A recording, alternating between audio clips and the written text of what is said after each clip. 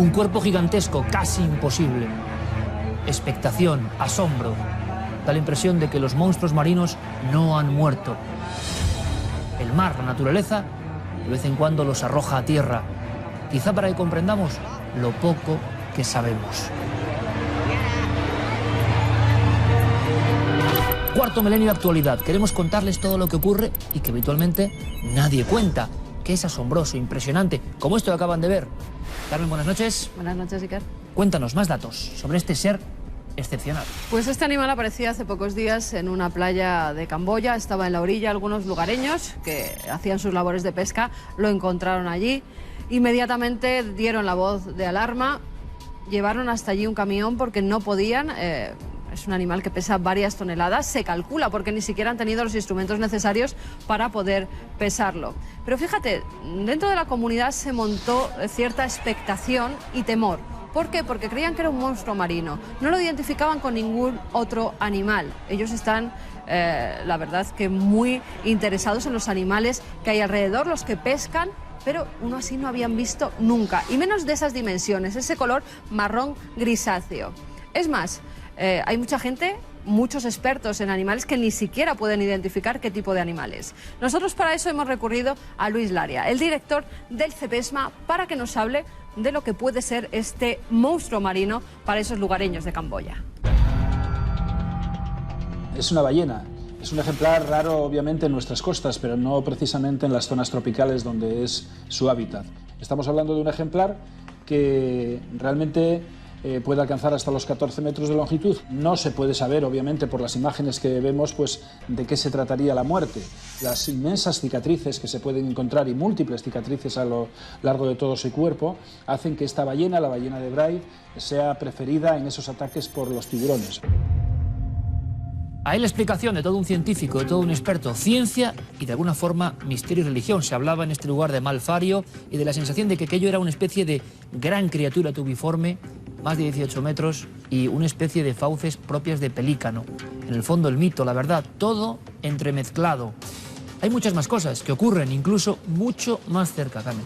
Hace unos días se hallaba en Barcelona una necrópolis donde se había celebrado un rito funerario inédito en la península ibérica. Los arqueólogos entraron en la cueva de Can Sadurní, en Begués, donde hallaron dos niños de 3 y 5 años, un subadulto de unos 10 años y un hombre de unos 50, que estaba acompañado de un ajuar funerario compuesto por una vasija, porciones de 2 cabras y un hueso de ternero, así como un colgante de hueso pulido situado bajo su brazo izquierdo. Los cuerpos, que estaban alineados y en posición fetal, reposan sobre el lado derecho y debieron ser atados con cuerdas y envueltos con una mortaja que los constreñía. Además, no fueron enterrados, sino simplemente depositados siguiendo el contorno de la pared norte de la cueva, y cerca de ellos había restos de ceniza que, según los expertos, son fuegos rituales que se encendían el día que se abandonaban allí los cuerpos. O sea que si en el mar, en Camboya, la madre tierra nos muestra lo poco que sabemos, debajo de la ciudad condal, un lugar absolutamente explorado, sin embargo también hay secretos. Y es que desconocemos casi todo de nuestro entorno. También se desconocen las claves, y les vamos a contar, de la muerte de una actriz muy prometedora. Una actriz que lo tenía todo. De pronto empieza a haber misterio. Se habla, ojo, hasta de los Illuminati. Santi Camacho, buenas noches. Buenas noches, Iker. Pues sí, la muerte de Brittany Murphy conmocionó a todo Hollywood. Tenía tan solo 32 años y una carrera muy prometedora por delante. El 20 de diciembre de 2009, el Servicio de Emergencias de Los Ángeles recibió una llamada angustiada de la madre de Brittany, que yacía en el cuarto de baño sin sentido. Parecía que estaba muerta o muriéndose. Le dieron unas breves instrucciones para intentar mantenerla con vida hasta que llegase la ambulancia, pero al parecer no fueron suficientes y Brittany Murphy ingresó esa misma noche cadáver en el hospital. Al hacerle la autopsia, se dictaminó que había fallecido víctima de una neumonía agravada por una anemia y a su vez agravada por abundante automedicación para intentar tratarse estas enfermedades. La prensa sensacionalista hizo leña del asunto y habló de adicciones, habló de anorexia, habló de una serie de cosas que no han podido ser comprobadas. Y fíjate la macabra casualidad, porque justo en esos días se estrenaba una película protagonizada por la actriz, por Brittany, en la que el cartel publicitario era esta chica en una bañera y yacía muerta en ella, tal y como se la encuentra verdaderamente su madre en su casa cuando llega. Estaba en el baño, estaba ya en estado inconsciente Y bueno, los productores de la película lo que hicieron es retirar el cartel por respeto a la familia, eso sí, unos cuantos días después, porque la promoción tenía que seguir. Y el primer aldabonazo de sospecha sobre la muerte de Brittany Murphy lo dio su propio marido. Simon Monjack, que era un guionista no muy famoso dentro de Hollywood, conmocionó el mundo del espectáculo con un titular rotundo: la Warner Brothers mató a mi mujer. Él decía que era una chica prácticamente destruida anímicamente. ¿Por qué? Porque había una campaña de desprestigio que la asociaba con lo que hemos dicho antes: abuso de drogas, con anorexia, con ser una personalidad conflictiva. Esa autopsia dictaminó que nunca se había tomado una sola sustancia ilegal, que su peso era perfectamente razonable para una mujer de su complexión y que desde luego esas acusaciones eran falsas. Pero cuando la despidieron del reparto de Happy Feet 2, donde iba a poner la voz de uno de los personajes, eso pudo con su ánimo y la tuvo en un estado depresivo que la llevó hasta la muerte. 5 meses después, el marido de Brittany Murphy aparece también muerto en similares circunstancias. Además, los familiares decían que tenían los mismos síntomas. Tenían espasmos, ausencia a veces de recuerdos, estaban muy nerviosos, unos síntomas que luego generarían cierta duda en las autopsias que se realizaron. Así que ya teníamos 2 cadáveres en la misma casa. Había que generar alguna teoría que lo explicase. Pues la primera a la que se recurrió fueron los hongos. La casa había pertenecido a la cantante Britney Spears y, al parecer, adolecía de ciertos defectos de construcción que hacía que en el cuarto de baño y en otras zonas hubiese una infección de hongos, que en personas que están inmunodeprimidas podían introducirse en sus pulmones y provocar una deficiencia respiratoria que fuese confundida con una neumonía y finalmente condujese a la muerte. Hasta el punto de que esta madre de Brittany Murphy puso una demanda a la constructora por daños y perjuicios y por negligencia en esa construcción. Siguen las extrañezas, porque ellos dos vivían allí y pudieron morir de los hongos, pero su madre, la madre de Brittany, también vivía con ellos y no tuvo ningún problema, y eso que era ya una persona mayor. Con lo cual, el padre de Brittany Murphy, Angelo Bertolotti, empieza a investigar por su propia cuenta. Es más, quita pelos a su hija, ya muerta, coge sangre y dice que tienen que hacer nuevos análisis y que él los paga. Análisis privados para ver si los datos de la autopsia coinciden con los datos que él manda. Y no coinciden, Iker. Ahí empieza el enigma. No coinciden en absoluto. Se los mandan unos laboratorios privados, los laboratorios Carlson, que detectan elevados niveles de metales pesados, de aluminio, de bario, y que coincidirían con los síntomas de un envenenamiento por sustancias parecidas, por ejemplo, al matarratas. De hecho, en el informe se dice que hay una probable intención criminal, porque esos índices, tanto en cabello como en sangre, son imposibles de conseguir, por muchos fallos que tenga el edificio, por muy mal construido que esté, de forma accidental. Eso ha sido un envenenamiento deliberado. ¿Y quién cree que los ha envenenado? Pues el propio gobierno de Estados Unidos. Eso es lo que asegura el padre. Al parecer, Brittany Murphy apoyaba a Julia Davis. Julia Davis fue una mujer que hizo público que el gobierno de Estados Unidos dejaba pasar terroristas por la frontera sin ningún control. Brittany Murphy públicamente aprobó la valentía de esta mujer, incluso dijo que la ayudaría a investigar todo lo que ella pudiera.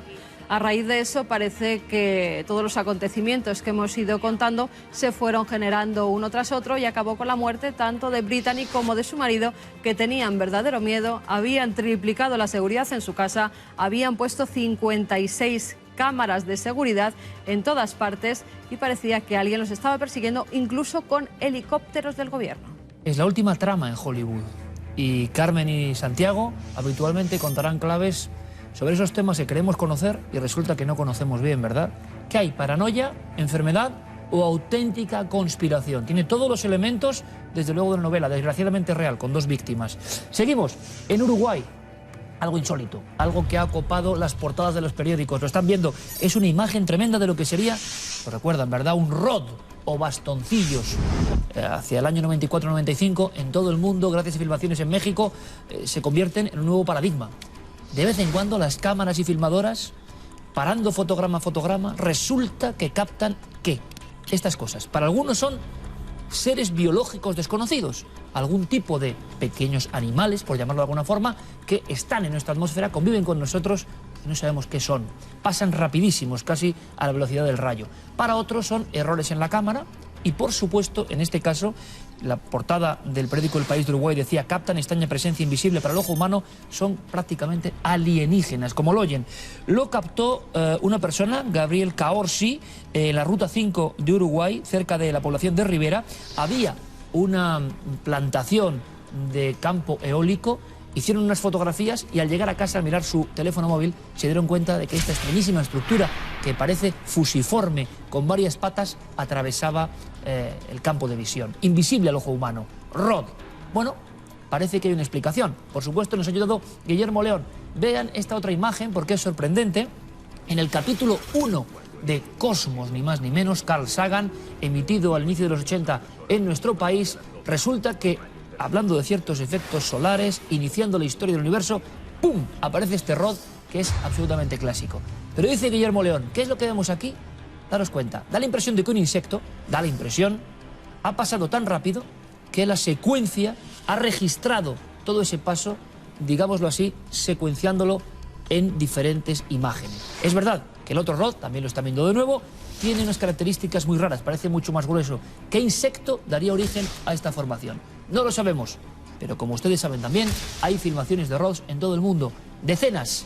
¿Son solo insectos? Seguiremos investigando. De momento, nuestro analista informático lo tiene claro. Es un ser biológico real, no extraterrestre. Continuamos, mucha más información en todo el mundo. La física cuántica demuestra que hay otra vida después de la muerte. Esta es la rotunda afirmación que ha emitido el profesor de medicina Robert Lanza, quien asegura que la teoría del biocentrismo enseña que la muerte, tal como la conocemos, es una ilusión creada por nuestra conciencia. Él cree que nuestra conciencia crea el universo y no al revés. Y una vez que aceptamos que el espacio y el tiempo son herramientas de la mente, la muerte no puede existir en ningún sentido real. El biocentrismo es llamado la teoría del todo y proviene del griego centro de vida. Es la creencia de que la vida y la biología son centrales a la realidad y que la vida crea el universo y no al revés. Cree que hay infinidad de universos donde se producen diferentes situaciones y personas que conviven en él al mismo tiempo, y asegura que cuando morimos nuestra vida se convierte en una flor perenne, así lo llama él, que vuelve a florecer en el multiuniverso. Bueno, pues teorías sorprendentes de científicos de primer nivel que están diciéndonos que la muerte solo es el inicio de otro viaje a nivel cuántico, por lo menos esperanzador. Nos gusta escucharlo de auténticas eminencias, pero también nos gusta ver lo que ustedes nos mandan, y en este apartado de Cuarto Milenio de Actualidad será fundamental. Vean este clip, por favor. Hemos elegido entre cientos de fotografías que nos han llegado. Se montó una auténtica revolución. Resulta que en toda España había, sí, lo están adivinando, chemtrails, estelas químicas.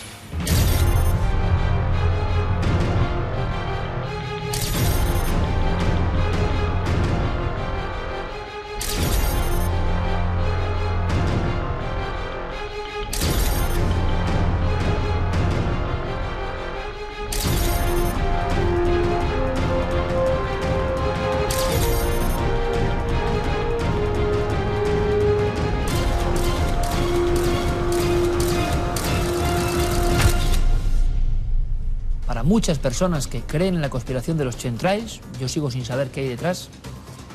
No solo hay estelas en el cielo de procedencia desconocida o enigmática, sino que muchas veces se produce lo que llamarían vuelos de cabello de ángel. Esto empezó en Portugal a registrarse hace mucho tiempo. Teníamos ganas de tener pruebas físicas, Santi, y creo que las tenemos. Es que muchas veces caen filamentos después del paso de chemtrails. Claro, el fenómeno de los chemtrails no es exclusivamente aéreo. Todo lo que sube baja y muchas veces caen una serie de hebras, de filamentos, de telas de araña que se han producido en prácticamente todas las latitudes donde se ha dado el fenómeno, desde Estados Unidos hasta Escandinavia. Cuando ha habido suerte y se han podido localizar estas hebras, han dado análisis extraños. Nosotros hemos tenido la ocasión de acceder a muestras en nuestro país, en España, muestras de dos puntos muy importantes, de Madrid y de Barcelona, alejados, por tanto, en la geografía, y que hemos podido analizar. ¿Nos encontraremos esos mismos resultados extraños que se han encontrado en otros sitios? Atentos, Santiago, atentos todos los espectadores, porque creo que hay sorpresas. Análisis científico, quizá la primera vez, de hebras procedentes después del paso de unos chemtrails en España, sí. ¿Y con quién? Pues con nuestro analista científico, que duda cabe, nuestro perito, Luis Salamancos. Bienvenido, amigo. Buenas noches, Iker. Como siempre, es un placer. Y Luis es un hombre de talante súper escéptico. Le estamos poniendo pruebas que también él se está dando cuenta de que tienen cosas muy raras. Y creo que la extrañeza en este caso, Luis, es máxima. Efectivamente, nos han llegado dos muestras, una de la provincia de Madrid, otra de la provincia de Barcelona. Una de ellas pues es una tierra con una serie de filamentos blancos. Lo hemos analizado, estos filamentos no son metálicos, pero sin embargo en un análisis ya más profundo sí que hemos visto que contiene partículas metálicas. Asimismo, una cosa realmente muy importante es que analizado el pH de la tierra, tiene un pH de 4,7. Estamos hablando de un pH muy alto, y este pH tan alto produce la movilidad de los metales pesados. Eso es un dato también a tener muy en cuenta. ¿Te ha sorprendido el hecho de que esas hebras que parecen telaraña, ahora vamos a ver si son telaraña, seda o qué demonios son, tienen adheridas a su estructura partículas metálicas? Sí, efectivamente. Peligroso para la salud humana de alguna forma. Sí, sin duda, sin duda. Tienen partículas metálicas, la cantidad es muy pequeña de tierra para determinar qué tipo de partículas pueden ser, pero efectivamente, sin duda alguna, son partículas metálicas. Decías, Luis, que necesitarías prácticamente medio kilo de tierra para precisar exactamente, pero de momento tenemos... Claro, la persona que nos envió lo que pudo, lo que recogió, donde había hebras, pero que parece que ya hay trazas metálicas. Sí, vamos más allá porque hay una segunda parte que ya es para quedarse francamente alucinado. Efectivamente, efectivamente. También nos llegó pues como una especie de fibrillas en forma de telaraña. Desde luego, a simple vista sí que parece que es casi como una telaraña. Un cordoncito. Efectivamente, sí, un cordoncito. Y lo hemos analizado, hemos visto la resistencia que presenta. Efectivamente es muy similar a la telaraña, quizás algo más resistente y también con una viscosidad mayor que la telaraña. Pero no es telaraña. Pero no es telaraña, efectivamente. Ópticamente presenta unas características distintas a la telaraña. Vamos a viajar un poco. Desde luego, tengo que decirlo una vez más, el informe pericial de Luis Salamancos es gruesísimo, lleno de fotografías, lleno de información. Están viendo ustedes algunas de esas secuencias. Es interesante porque nunca en España se había uno metido a fondo a nivel microscópico, como están viendo ahora en tiempo real. ¿Qué es lo que vemos, Luis? Vamos a ver ahora los filamentos. Vemos que a pesar de que en un principio parece una telaraña, la seda de origen proteico que hacen los arácnidos, son hilos muy finos, para que nos entendamos, que se van enrosando. Sin embargo, aquí vemos que el hilo realmente en sí es como si fuera un hilo plástico. Nos encontramos... Hilo plástico. Efectivamente, nos encontramos ante un polímero sintético, desde luego que no tiene un origen natural. Desde luego, provenga de donde provenga, su origen es totalmente artificial. ¿Has visto material parecido a este? No lo he visto. Luis, aquí vemos cómo se desde luego pedimos vías de contacto. Por favor, si alguien más ha encontrado este tipo de hebras y asegura y puede documentar que tienen que ver con los famosos, tan traídos y llevados ya chemtrails, nos gustaría poder seguir los análisis con mayor cantidad y hacer comparativas para ver si es el mismo material exactamente el que está cayendo. Tu conclusión en un titular, Luis, podría ser esto, no sé si puede ser inquietante para el medio ambiente, para la salud. Podría ser, desde luego yo no plantearía nada en una tierra donde cayeran estos filamentos, en absoluto. Estamos hablando de que su origen es artificial, no es natural. Luis Salamancos, un placer como siempre. Igualmente, compañero, gracias. Es que esa frase lo dice todo, ¿no? Seguiremos investigando. Esto es un problema que parece más serio de lo que creíamos. Yo mismo, que pensaba mucho en leyenda urbana, el tema chemtrails, asociándolo a esto, me quedo como se quedan ustedes, con la sensación de que hay que seguir investigando, con la ciencia de por medio, por supuesto. ¿Cómo terminamos el dossier Cuarto Milenio Actualidad? Que espero que les esté gustando. Pues con lo más insólito, algo clásico en nuestro programa, lo más asombroso de toda la semana. Pues esos filamentos que acabamos de ver bien podrían ser los que forman la cola de este extrañísimo insecto que ha sido descubierto en una selva tropical de América del Sur. Mide 7 milímetros, le llaman ninfa los expertos que lo descubrieron. Y fíjense, es transparente, dorado, tiene rayas, tiene círculos y esa extraña cola luminescente. La ciencia no deja de sorprendernos. Y hablando de ciencia, fíjense, en un hospital de Texas, en un gran envase, han encontrado este cerebro. Fíjense bien, porque este cerebro no es como otros. No tiene esas ranuras que tienen todos, cualquiera, el de ustedes, el mío. Los expertos no saben si pertenece a un hombre o a una mujer. Lo que les extraña es que las personas que tienen un cerebro mal formado como este no llegan a adultos, y este sí que pertenece a un adulto. Continuaremos investigando en el enigma del cerebro sin ranuras. Y nos vamos con Bill Gates, porque ahora dice que ya lo de los ordenadores que no le llama tanto la atención. Ahora hace huevos, pero huevos con plantas. Es decir, usted el huevo de gallina de siempre lo va a poder sustituir dentro de muy poco. En Estados Unidos, es más, ya se está vendiendo por huevos que están hechos con determinado tipo de plantas que imitan su sabor, sus propiedades. En fin, que ya nada va a ser natural.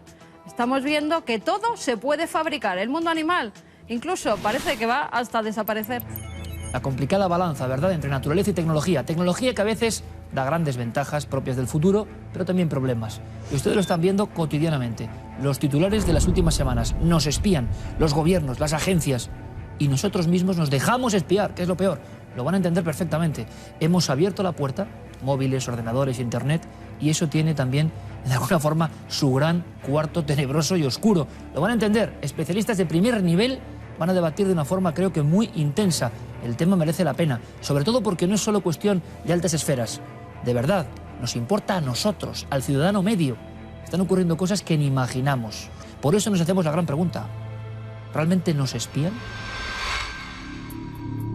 El escándalo que ha levantado la noticia de que los espías estadounidenses presuntamente han controlado las comunicaciones de la mujer más poderosa de Europa, su aliada y canciller alemana Angela Merkel, ha traído al primer plano de la actualidad el tema del espionaje electrónico. Es posible que el ciudadano sienta que se trata de una realidad que no va con él, de juegos políticos de alto nivel que nada le afectan. Pero la realidad es muy distinta. Se imagina que un aparato aparentemente inofensivo como una tostadora o una plancha fuera en realidad un dispositivo de vigilancia electrónico dispuesto a conectarse a nuestra red Wi-Fi y enterarse de todos nuestros secretos. Pues eso ya ha ocurrido en Rusia, donde se ha detectado una partida de electrodomésticos chinos con un extraño chip incorporado cuyas funciones están aún siendo estudiadas. Todo lo que hacemos en Internet no solo está a disposición de las grandes compañías del sector, sino que se vende al mejor postor sin que podamos hacer nada para evitarlo. El ahora famoso programa PRISM de la Agencia Nacional de Seguridad de Estados Unidos no se diferencia técnicamente demasiado de lo que hacen estas multinacionales con nuestros datos. La información se obtiene de nuestros hábitos de navegación y búsquedas, así como del uso de muchos otros servicios, y emplean esa información para mostrar anuncios específicos para cada usuario, pero también para vendérselos a bancos, compañías aseguradoras y muchas otras empresas y organismos dispuestos a pagar por saber todo lo posible de nosotros.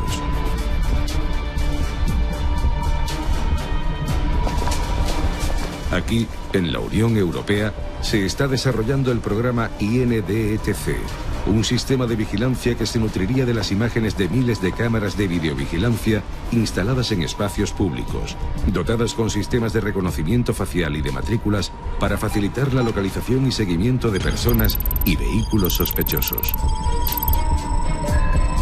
Lo realmente inquietante es comprobar cómo el proyecto también promete la implantación de sistemas de monitorización automática de páginas web, redes P2P, teléfonos y ordenadores particulares, permitiendo saber en cada momento dónde está un determinado ciudadano, qué hace, qué dice, qué piensa, y hasta utilizando novedosos programas de predicción qué va a hacer en un futuro próximo.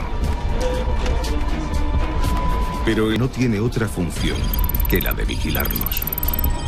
Todos espiados, cada movimiento, cada aspecto de nuestra vida, incluidos los más íntimos, al descubierto. Exacto.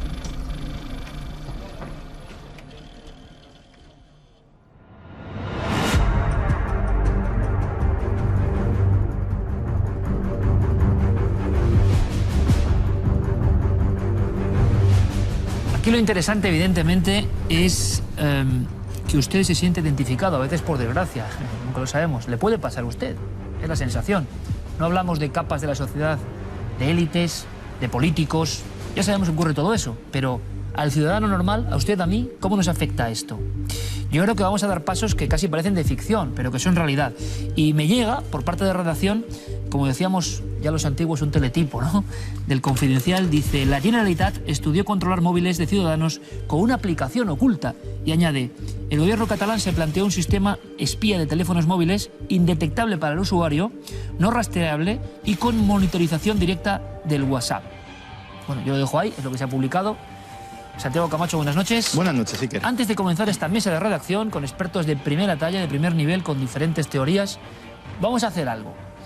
Hemos visto en tu reportaje que pasan cosas increíbles, pero es que resulta que al ciudadano normal y corriente, como puedo ser yo, que accede diariamente a ciertas cosas, también le puede pasar, no somos ajenos. Claro, es que hay una postura muy común, que es decir, bueno, a mí esto de la privacidad en el fondo no me afecta porque no soy narcotraficante, ni soy terrorista, ni soy político, ¿a mí quién me va a espiar?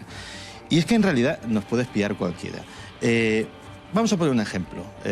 Servicios como Google y Facebook, y tenemos esta noche un invitado que nos lo va a aclarar estupendamente, tenemos la extraña percepción de que son gratis. Yo uso Google, yo uso Facebook, que me da un servicio increíble para averiguar cosas, para estar en contacto con gente. Bueno, son gratis, ¿no, Santi?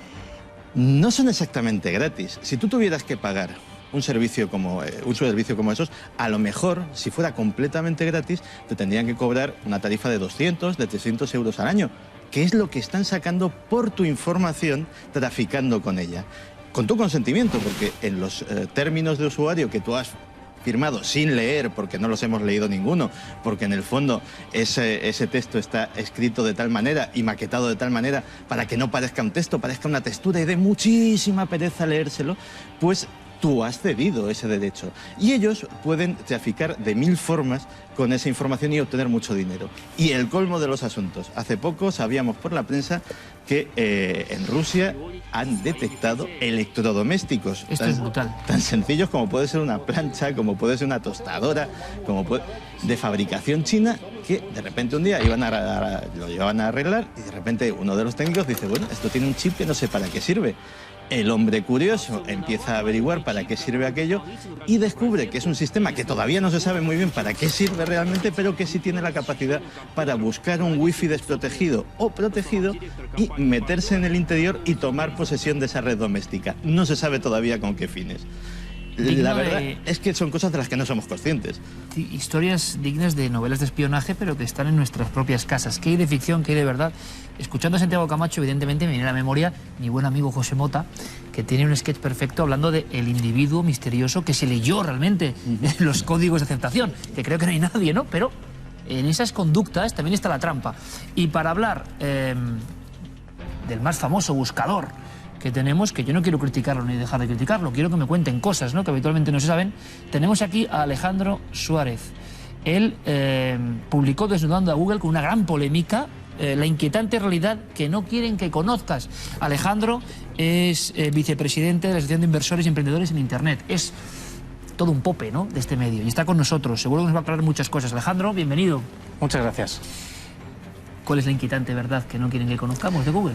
Yo creo que hay muchas, pero la realidad es que poco a poco las vamos conociendo todas. No solo de Google, sino de muchas compañías tecnológicas. Yo desde el año 95-96, lo que era la prehistoria de Internet en España, me dedico a este medio.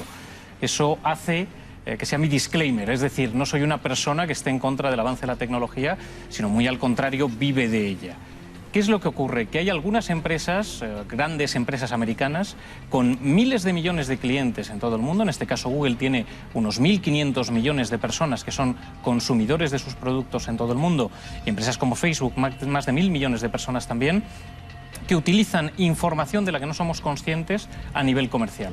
¿Qué ocurre? Que esa información puede no solo usarse a nivel comercial, sino que ser, pues al final, utilizada, en este caso, por una agencia muy concreta, que es la NSA, la Agencia Nacional de Seguridad Americana, en base a una ley que se promulgó tras los atentados del 11 de septiembre, que es la Ley Patriótica Americana. Toda compañía con sede en Estados Unidos tiene que dar cualquier tipo de información que la NSA requiera sin ningún tipo de autorización judicial.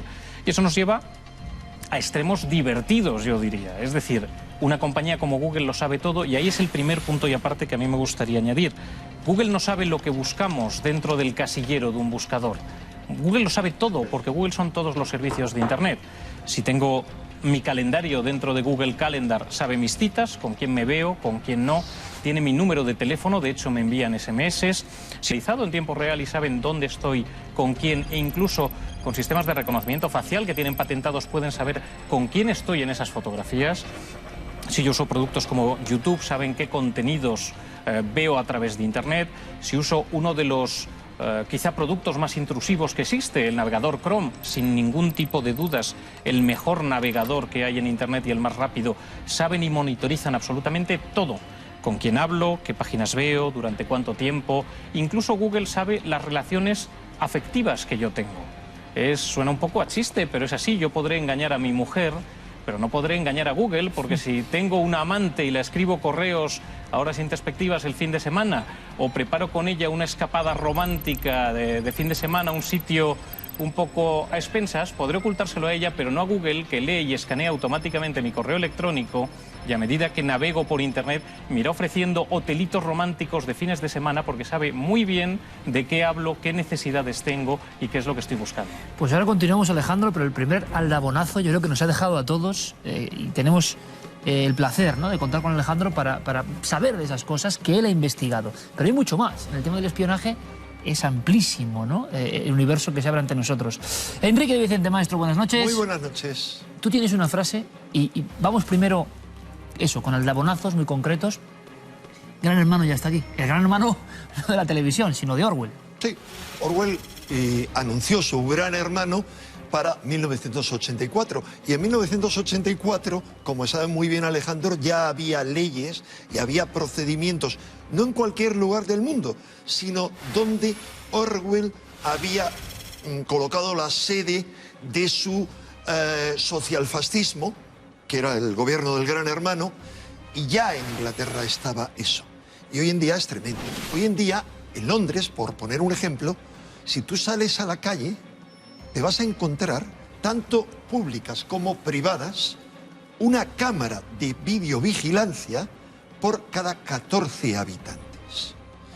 Y de otros que hace 3 años, Madrid estaba totalmente controlada por la NSA y por la CIA, junto con otras 18 ciudades europeas. Pero esto no es algo nuevo. Esto se remonta a hace casi un siglo, todo este programa de espionaje. Lo que pasa es que las dimensiones que está adquiriendo son tales que somos tan estúpidos, cualquiera de nosotros, muchos de nosotros especialmente, que nos colocamos largo ya al cuello, que metemos nuestros datos en cualquier sitio, nos exponemos y acogeremos con toda tranquilidad esos nuevos dispositivos que va a haber, que te pones unas gafas, lo que se llama la AR, la realidad aumentada, y aquí tienes los datos, el ordenador, y eso puede ejercer cualquier tipo de... Puede ser controlado todo lo que tú haces y todo lo que tú ves. Vamos a hablar de eso. Fernando San Agustín, si hablamos de servicios de inteligencia, si hablamos de conocimiento desde dentro, Fernando es el hombre, ustedes ya lo saben, y precisamente en esta temporada está muy activo con todos nosotros. Y él tiene una frase, Fernando, buenas noches. Buenas noches. Siempre aprendemos de él, evidentemente, y nos gusta saber qué opina. Y más o menos nos decía, en aras de mayor seguridad, cada uno que opine, en aras de mayor protección, en este mundo nuevo del siglo XXI, se acabaron los secretos. Los secretos y la privacidad a la que estábamos acostumbrados. Sí. Bueno, primero, para darle un carácter profesional, yo diría que hay que distinguir. La gente busca información y hay información cedida. Lo pones en Facebook, en Google. Hay información robada, o sea que tú no la pones voluntariamente, sino que te la quitan, ¿vale? Es una información. Y después está el espionaje, que es algo que va directamente contra ti, y ese espionaje puede ser físico, lo que hacen los espías de calle, etcétera, que podríamos explicar, y el electrónico, el tecnológico, por decirlo así. Y entonces ha nombrado al Snowden y tal. Que es un programa que uno de los grandes encantos que tiene es el que plantea interrogantes, que es lo que realmente yo creo que fascina a todo el mundo. Convierte la televisión en algo pasivo, que está ahí recibiendo mensajes, y de lo convierte en algo activo. Piensas, coño, ¿cuál es la solución? Pues el interrogante es, nadie se ha preguntado Porque primero Wikileaks, Assange, Snowden y tal, ha ido sacando información. ¿Y qué pasa? Los americanos están desorientados, no saben cómo evitarlo. ¿Alguien no sabe que todos los directores de seguridad de todas las áreas de investigación, en las áreas de investigación, todos los ordenadores carecen de entradas de USB, contactos con Internet, contactos en Wi-Fi, solo están por una red, solo, no hay impresoras, no hay nada. Pero esto, no hablamos de la NSA, ni de la CIA, ni del CNI, simplemente hablamos de cualquier compañía multinacional que tenga I+D+I. Por tanto, es absolutamente imposible que una persona, Mindundi, que era un Mindundi, el Snowden, el Assange, era un Mindundi, ¿cómo sacan 30.000 documentos? Entonces, ¿qué hay detrás? Y a lo que me pregunto es, el interrogante que haríamos en el programa, cui prodest, ¿a quién le aprovecha sacar esto? Porque a nadie, le ha debido pisar un poco un pie a la gente, pero no ha pisado un callo a nadie, porque nadie se ha molestado. Entonces, a mí me recuerda esto del espionaje que ha salido ahora, aquello del tío, aquel refrán que dice, cuando un señor señala a la luna, los tontos miran el dedo. ¿Qué opináis? Eso a mí me parece que el comandante San Agustín, como en tantas otras ocasiones, ha puesto el dedo en la llaga, que curiosamente no veo que nadie lo ponga. O sea, yo me he planteado cuando ocurrió eso muchas cosas, y es, este Mindundi, como dices muy adecuadamente, dentro de lo que es el complejo sistema de la NSA, ¿acaso no habrá sido adecuadamente, y le miro también al experto, guiado para saber dónde tenía que ver, qué era lo que tenía que hacer? Es decir, ¿podía por sí mismo hacer lo que ha hecho o no obedecerá a eso? Una de dos, o lo que tú dices, a un juego de la propia NSA o a un juego de otras agencias que combaten, que luchan por el poder. Mira, fijémonos en una cosa, Snowden era una persona que quería ser de cuerpos especiales, unidades especiales. Mira, yo he mandado alguna. Pero si te fijas, toda la gente que entra en cuerpos especiales con lo durísimo que es, etcétera, todo el mundo entras allí queriendo hacer algo grande por tu país, por tu sociedad o por ti mismo. O sea, quieres servir mejor que los demás. A este señor le echan fuera. Luego pasa a ser guarda de seguridad de la NSA y como guarda de seguridad, él tiene un ordenador que controla las entradas y salidas de documentos, un ordenador cerrado. Luego lo hacen informático, que es pasar documentos, etcétera, etcétera.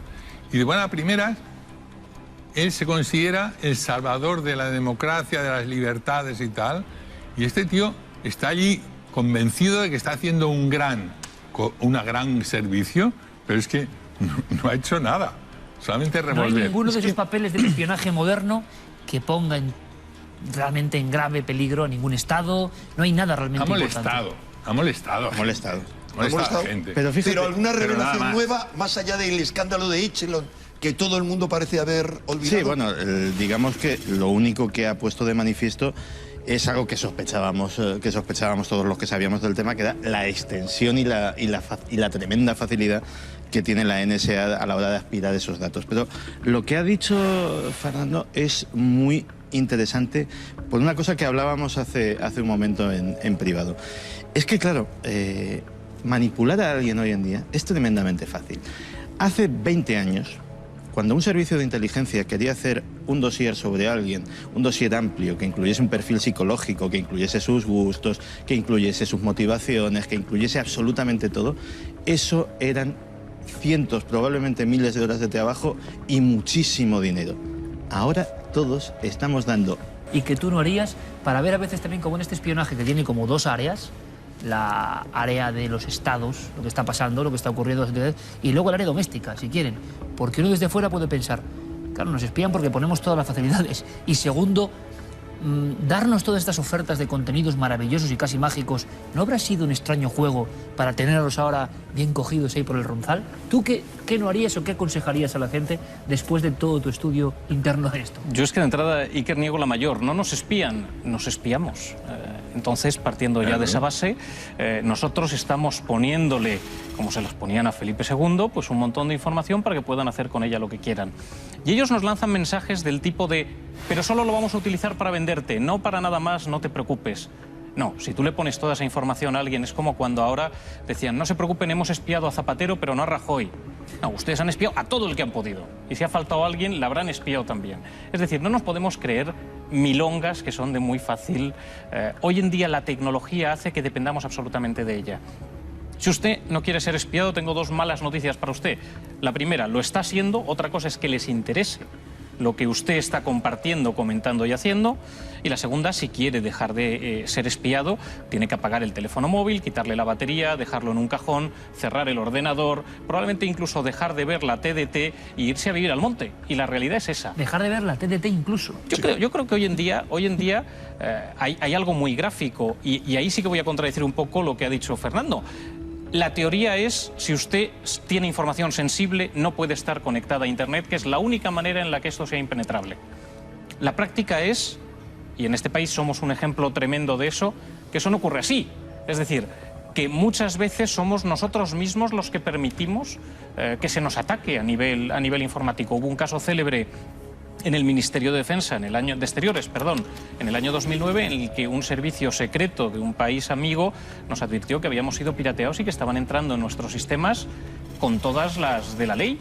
Han pasado 4 años, nadie sabe quién fue el gobierno, porque aquello fue un gobierno, que dio la orden de entrar. Es decir, a nivel tecnológico un ataque estamos en pirata, digamos, entre estados. No, pero esto es el pan nuestro cada día, esto ocurre cada semana. Ha habido un caso apasionante. Reunión del G20 y Putin regala, ese caballeroso señor amigo de los niños, le regala a todos sus compañeros un USB. Lo meten y tiene un virus que les infecta y les roba la información. ¿Cómo puede ocurrir esto? Pues ocurre porque los líderes del mundo cogen de un compañero, en este caso Putin desde Rusia, cogen un USB y lo enganchan al ordenador y se han infectado de todo tipo de cosas. Hace unos días, la Estación Espacial Internacional lanza un aviso a la Tierra que por favor les echen un cable, que tienen un virus en los ordenadores. Pero vamos a ver, ¿cómo puede haber un virus en los ordenadores de la Estación Internacional? Porque un astronauta se ha llevado un pincho USB infectado. Y eso no es casual. Eso no es casual. La NASA va a ir ahora a Marte, en un programa que vale 600 millones de euros. ¿Qué información tecnológica hay allí susceptible de ser espiada? Eso vale un dineral. ¿Qué es lo primero que hay que evitar? Que otros países roben esa tecnología y sepan qué es lo que estás haciendo tú allí. ¿Qué es lo que no puede haber? No puede haber un USB en esas naves pendientes de que un tipo se conecte. La realidad es que ocurre a veces. Y la realidad es que esas cosas se hacen a nivel de Estados amigos. Claro, cuando la gente dice, ¿por qué Estados Unidos está espiando a la pobre Angela Merkel? ¿Qué pasa? ¿Que es una terrorista? ¿Que les va a hacer algo? Miren ustedes hacer... Bueno, es que, perdona, la exploran, como sabes, desde hace mucho, y ella venía de la Alemania comunista y era sospechosa. Sí. O sea, desde que comenzaron a espiarla. Sí, pero ahí hay un matiz apasionante. La espían desde hace mucho, porque hace mucho se elegía, hace 20 años se elegía quiénes son susceptibles de espiar. Han pasado 15, 20 años. Eso ha cambiado totalmente. Ahora mismo todos nos están espiando. Todos. De manera que todos somos más, Angela Merkel. Algunos más. No, todos, o sea, igual. Y a esta mesa estaremos espiados algunos. O sea, yo te garantizo por mi propia experiencia que me imagino que tú y el comandante no lo sé, pero probablemente también, pero nosotros tres sí. Ante mi experiencia de que desde la época de Franco y posteriormente los que andábamos en estos temas éramos, se nos controlaban las llamadas telefónicas, había dosieres nuestros así, porque tocamos muchos temas sensibles. Vamos un poquito más allá, permitidme, porque me parece apasionante. Hemos lanzado una cuestión. ¿Será que los que han diseñado este software, pregunto a Enrique porque sé su opinión, no la imagino, tenían ya claro que iba a haber ese proceso de control del rebaño? Vamos a ver, esto es especular mucho, pero cuando tú empiezas a ver un poco la interrelación entre los creadores de toda esta tecnología, que había relaciones por la zona donde surgen estos, básicamente en California, y luego empiezas a ver la interrelación, y luego empiezas a ver la financiación de ciertas de esas empresas. Por ejemplo, Internet es el hijo putativo de ARPANET, o luego DARPANET, es decir, el Departamento de la Defensa de Investigación Tecnológica. ¿Se venía utilizando mucho antes? ¿Es que generosamente lo sueltan al mundo o es que haya expectativas? Interesante, Fernando, Alejandro. Es decir, el nacimiento de Internet es militar. Y mucha gente, yo creo que normal, sospecha... Lo sigue siendo. Claro, no. A ver, Y lo sigue siendo. Claro, lo sigue siendo. Ahora hay que puntualizar una cosa. Mirad, el espionaje o la información lo necesitan sobre todo la gente que tiene miedo o la gente que tiene ambición. Esos dos factores son los que originan el espionaje o el robo de información. Bueno, o quizá, perdón Fernando, la gente que se lo puede permitir. En este caso solo hay un único país que es capaz de controlar todo eso. Siempre es por lo mismo, siempre. O sea, si no tienes miedo y no tienes ambición, no te interesa para nada. Lo máximo es lo de tu amigo, la vieja del visillo. Vale, es igual. Sí. Pero el robo de la información, el robo es por ambición o por miedo. Entonces, ¿qué sucede? Que yo necesito saber qué es lo que hacen los demás por si me pueden atacar. En estos momentos, nosotros tenemos una sociedad llena de miedo. Los gobiernos tienen tanto miedo que están previniendo hasta la estrechez de los zapatos. Y entonces necesitan buscar cualquier indicio, cualquier cosa que les lleve a alguien que pueda pensar, decidir o querer hacer daño a los demás. Entonces, tú dices, todos sospechosos, sí, hay algunos más sospechosos que otros, pero tan pronto como estás en una manifestación radical con verdugos, tan pronto como estás protestando no sé qué, tan pronto como muestras una relación con radicales, entonces te pasan un archivo y te pasan a la NSA. Y dicen, ¿me puedes seguir a este tío? Todo lo que dicen, porque... Perdón, habría que aclarar la palabra radical. ¿Qué es un radical? Bueno, sí, lo podríamos explicar. Pero ¿es decir, un pacifista es un radical? No. ¿Alguien que lucha por los derechos humanos y por los derechos constitucionales es un radical? Eso no pues es en radical. España, dentro de poco, sí, por la ley que hay impuesto. Se va a llevar a la cárcel a gente que ejerce sus derechos. Quiero puntualizar una cosa. Has dicho la NSA y la CIA, que sepas, como la NSA y la CIA es como el Barcelona y el Madrid, del club de fútbol, no se pueden tragar. No, estoy de acuerdo totalmente. Y es una de las grandes culpas.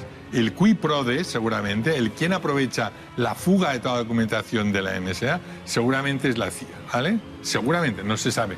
O sea, que el estado del miedo, Fernando, provoca esta seguridad que para muchos es excesiva. Decías Internet como todavía militar, a mí me ha sorprendido, porque no sé nada de esto. Todavía lo es. Bueno, y una gran negocio. Yo creo que es un gran negocio militar. Es decir, nosotros somos las moscas y vamos hacia la miel. Para empresas tecnológicas como Google o como Facebook, nosotros no somos el pescado, somos el cebo. Y de eso tenemos que ser plenamente conscientes. Pero esto, permíteme, Alejandro, no es gente absolutamente llena de entusiasmo, jóvenes que han ideado estos programas. ¿Qué tienen ellos que ver con lo militar? Hay una parte en todo esto que es así. Dos jóvenes entusiastas, la historia de Google es preciosa, es muy bonita, pero llega un punto en el que Google se a la bolsa, necesita más ingresos, los accionistas presionan, hay que pasar ciertas líneas rojas que se ha prometido que nunca se pasarán.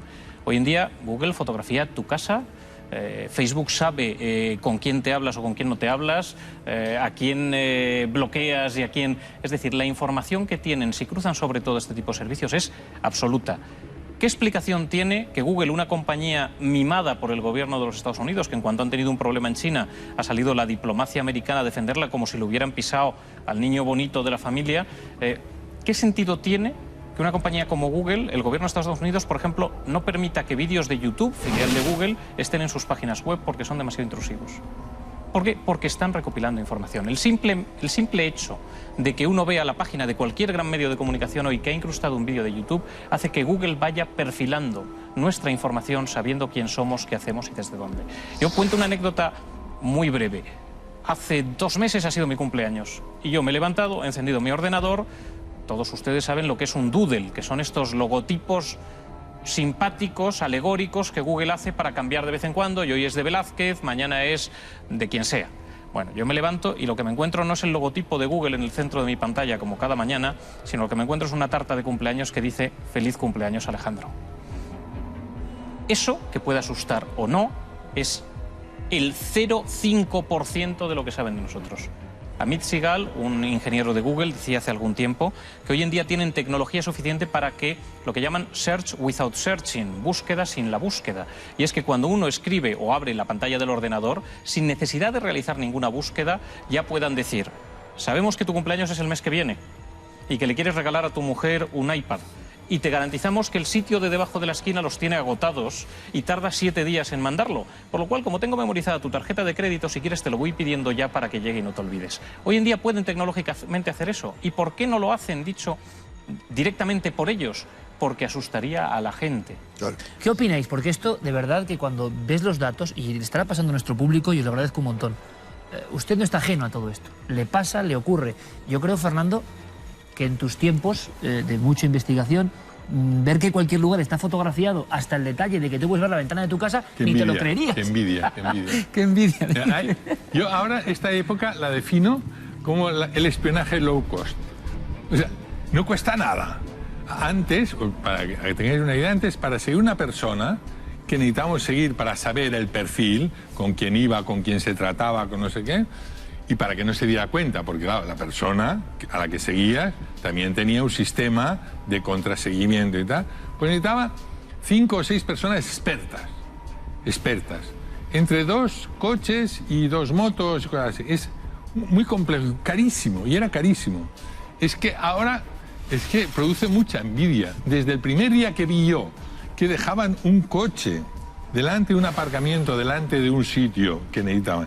Y entonces resulta que en los espejos retrovisores hay 2 cámaras, en los focos hay otras 2 cámaras, en las antenas hay otra cámara, en el otro hay no sé qué, resulta, y dentro había un aparato, resulta que a 1 kilómetro de allá, el señor que estaba manejando a las cámaras de ese coche veía quién salía de la casa, dónde entraban, cómo salían, cómo volvían.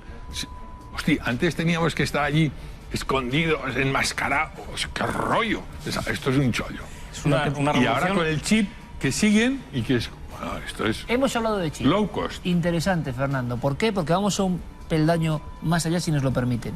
De los que estamos en esta mesa, por ejemplo, Alejandro, tú con lo que sabes, tienen una información que ningún servicio de inteligencia hace años tendría. Bueno, yo porque soy, esta mesa, yo porque soy un mindundi, pero efectivamente en Estados Unidos si alguien dice, decidme qué ha hecho este pollo en los últimos 10 años, es dar una tecla y imprimir papel. Pero no solo eso, el gran avance tecnológico ha sido que hace años grabar todo lo que ocurría era imposible, pero analizarlo era absolutamente imposible. Hoy en día, con sistemas de Big Data, podemos analizar lo que pasa en 24 horas en el mundo entre miles de millones de personas.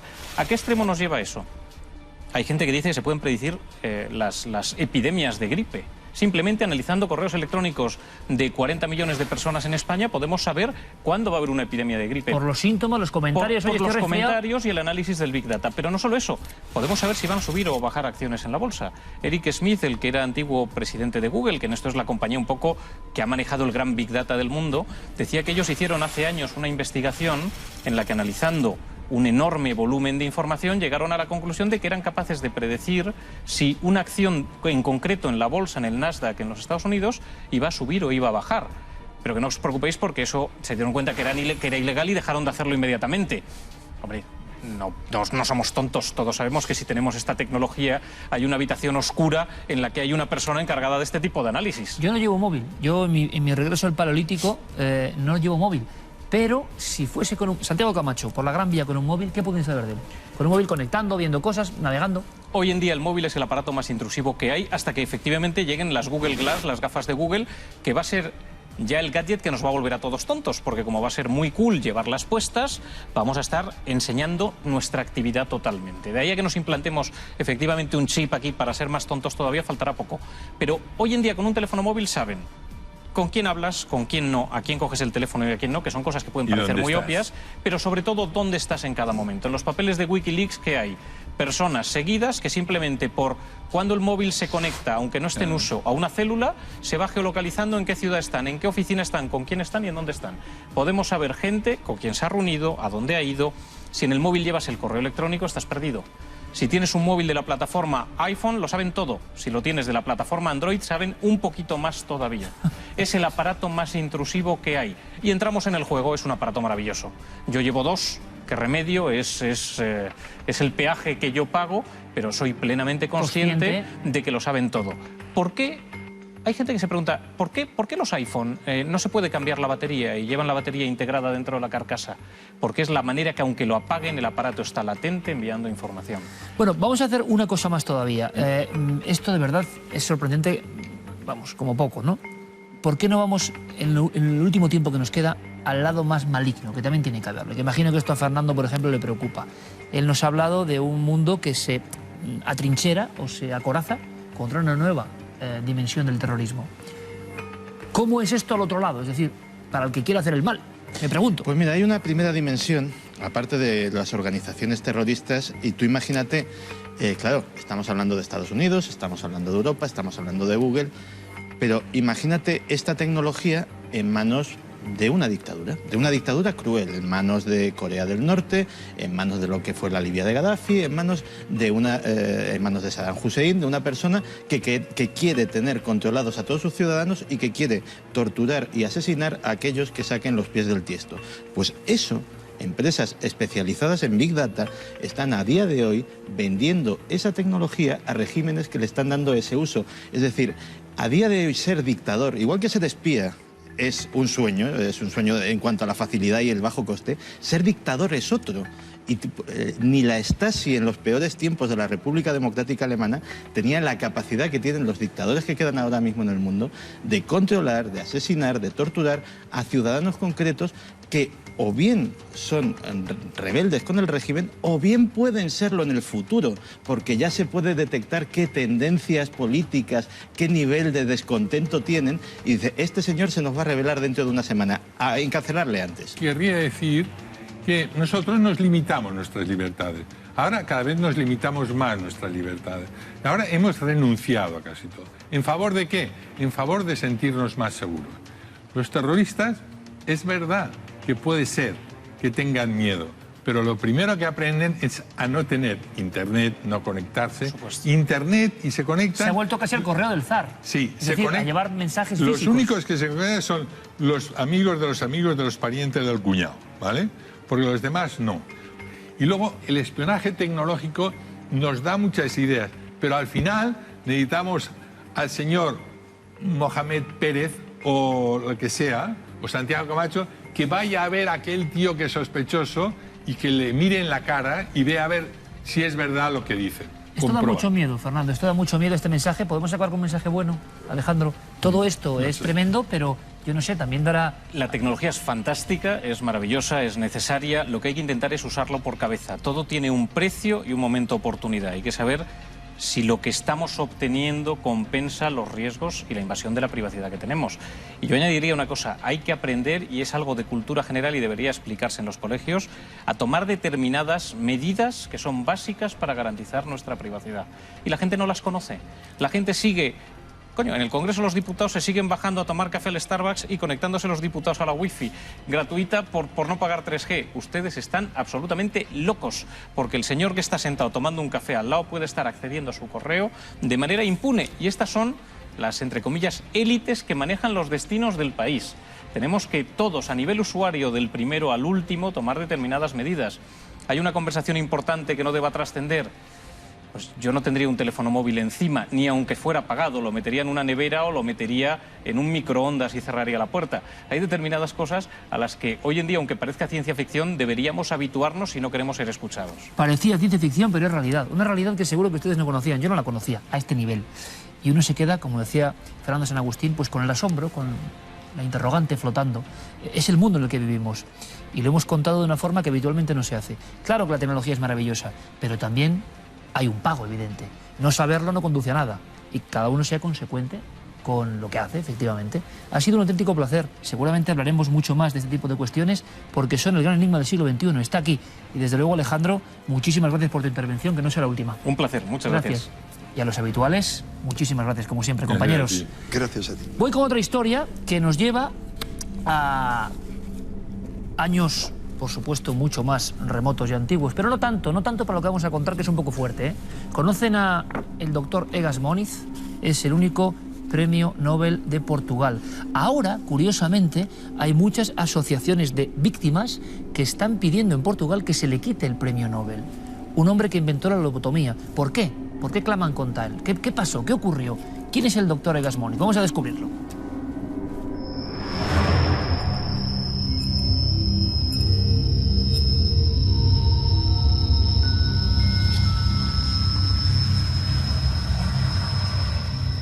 Por cierto, que ahora llega un momento que sé es muy esperado por gran parte de la audiencia de este programa. El regreso, por fin, de nuestro amigo, el doctor Cabrera. Hola, bienvenido, bienvenido. Siempre estuve aquí con vosotros, en espíritu. pero Y hoy ahora, ya físicamente. Como debe ser, la llegada, la reentré del doctor Cabrera en esta 9ª temporada. Era necesario, queremos aprender. Por cierto, doctor, ¿traes novedades? CSI Kennedy, 50 años. Unos apuntes de su muerte. Es más, hay una historia que tiene que ver con esto que nos contarás luego, después de conocer al personaje, sobre Rosemary Kennedy. Correcto. Una historia apasionante que le ocurrió a una hermana de... Lobotomía. Egas Moniz es el único premio Nobel en Portugal, pero muy polémico. Antes de conocerle, doctor, hay mucha gente que está pidiendo que le quiten el Nobel. Esto sorprende a un premio Nobel. ¿Cómo hay una aclamación popular para que se lo quiten? No solo sorprende, sino que a los médicos nos indigna, porque este hombre ha salvado un montón de vidas. De hecho, no solamente fue el que descubrió la lobotomía, que luego explicaremos, sino que descubrió la angiografía cerebral, la forma que hay para saber cómo están los vasos en el cerebro. Y con eso descubrimos los tumores cerebrales y se salvaron muchas vidas. Por lo tanto, en el transcurso de la explicación veremos por qué no es justo que hoy se le quiera quitar el Nobel. Hay una campaña fuerte, se habla de, algunos le llaman Dr. Jekyll, Mr. Hyde, más bien, un doctor Mengele. Bueno, nos parece esto tremendo. ¿Por qué? ¿Por qué la polémica? Parece que era un hombre admirador de Ramón y Cajal, le gustaba, por cierto, el tema de los viajes astrales, la hipnosis, le gustaba el misterio, pero fue un gran estudioso de eso que tiene el doctor Cabrera ahí, el cerebro. Hemos ido a hablar de la lobotomía, pero no sabemos lo que es, yo el primero, así que quiero aprender. Hemos viajado, doctor, a Oporto y Lisboa para conocer objetos, para conocer recuerdos, para saber de esta técnica, que es verdad, tienes que confesarlo, doctor, que esto es normal, a los que no sabemos de medicina nos aterra un poco, nos suena un poco fuerte. Pues luego te diré que aún se practica en la actualidad. Vamos a conocer al doctor Egas Moniz, al doctor de la polémica para muchos, Jekyll o Mr. Hyde.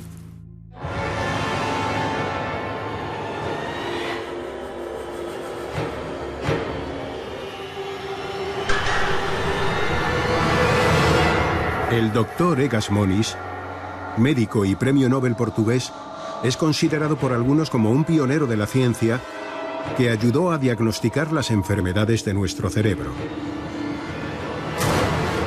Sin embargo, para otros fue el creador de una técnica que, adaptada por sus colegas estadounidenses, mutiló la mente de muchos seres humanos. ¿Dr. Jekyll o Mr. Hyde?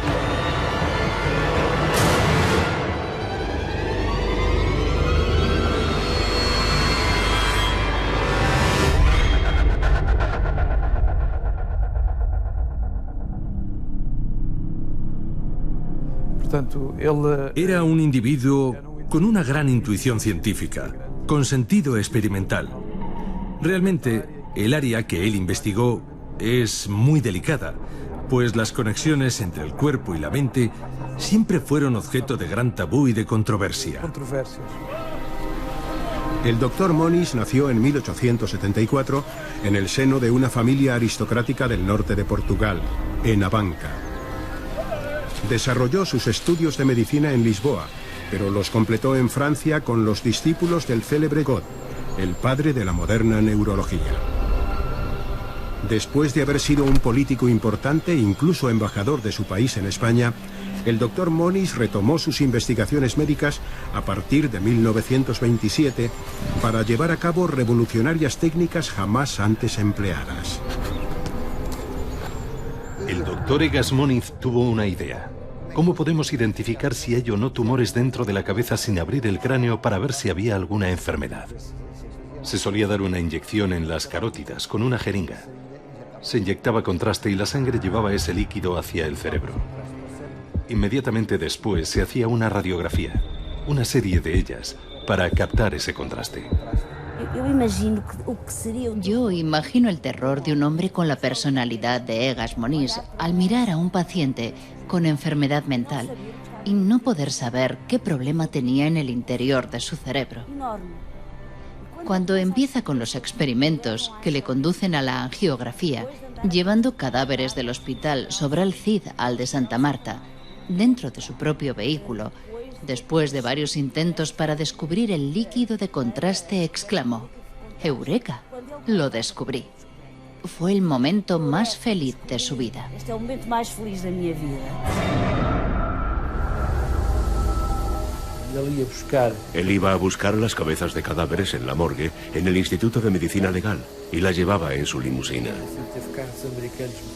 Siempre tuvo coches americanos muy grandes.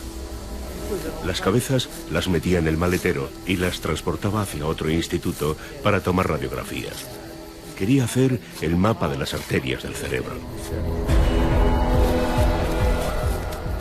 Él decía que a veces se despertaba sobresaltado, imaginando que había tenido un accidente, que el maletero de su vehículo se abría y que las cabezas se caían al suelo.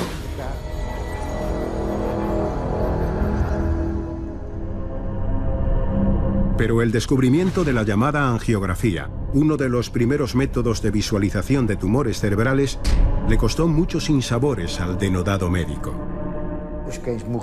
Los perros morían a causa del contraste. De hecho, era demasiado denso y tóxico. Y los animales iban muriendo. Solo a partir del 13º perro se logró que sobrevivieran. Después de los perros, el doctor Moniz empezó a experimentar con seres humanos, como un paciente prácticamente ciego y en estado terminal procedente de uno de los hospitales de Lisboa. Tenía un tumor en la región pineal de la glándula hipófisis. El paciente empezó a tener crisis epilépticas, además de crisis convulsivas, y murió horas después. El líquido empleado, el Zorotrust, tenía un peso atómico elevado y con efectos radioactivos colaterales de acumulación. El problema surgió más tarde, cuando él empezó a usar un sustituto para el Zorotrust, que era una sustancia radioactiva derivada del torio, que no era eliminada por los riñones y quedaba retenida en el organismo. Se comprobó que era un producto muy tóxico y algunos enfermos, no pocos, desarrollaron cáncer de hígado a consecuencia del uso del Zorotrust.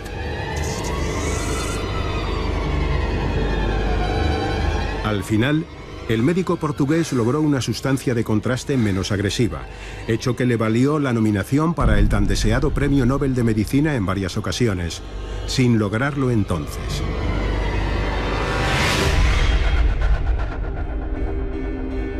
Si con la angiografía el doctor Moniz logró salvar muchas vidas, su siguiente investigación fue mucho más polémica y relativamente dañina para sus pacientes. A partir de experimentos llevados a cabo en Estados Unidos con chimpancés, creyó que las ideas fijas y obsesivas de muchos enfermos mentales estaban situadas en el lóbulo frontal del cerebro humano. En 1936 desarrolló un método quirúrgico para lesionar esa materia blanca y, supuestamente, eliminar la agresividad y otros comportamientos considerados antisociales. De alguna manera quería modificar la funcionalidad global del sistema nervioso y alterar la mente. Por eso, esta cirugía fue empleada para atenuar los síntomas de angustia intensa, de actividad y excitación, de impulsividad exagerada que dificultaba la relación de la persona enferma con los que le rodean. Se hacían esos agujeros llamados trépanos, introduciéndose inicialmente una jeringa con su aguja con alcohol, con la intención de destruir la masa blanca de aquella zona. El alcohol era, naturalmente, un neurotóxico destructivo. Y era usado y sigue siendo empleado en el tratamiento de algunas neuralgias, infiltrándose el alcohol para matar el tejido nervioso.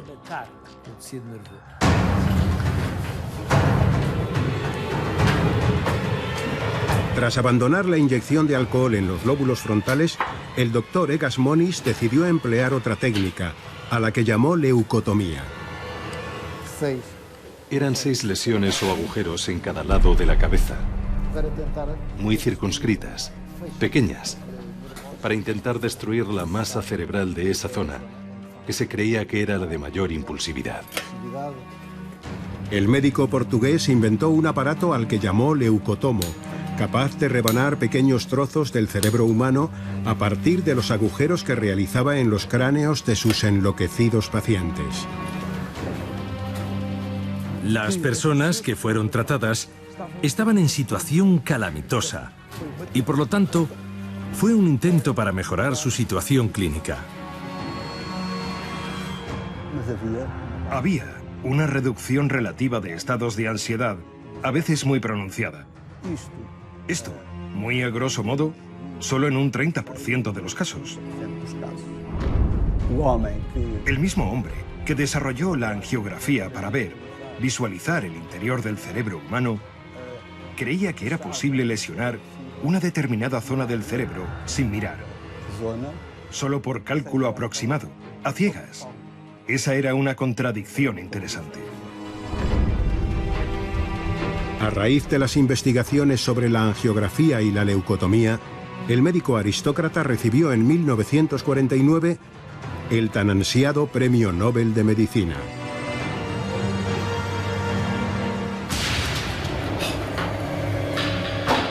El reconocimiento mundial no fue suficiente. Moniz vivía obsesionado por una dramática experiencia que había vivido años antes, un atentado en su consulta en Lisboa.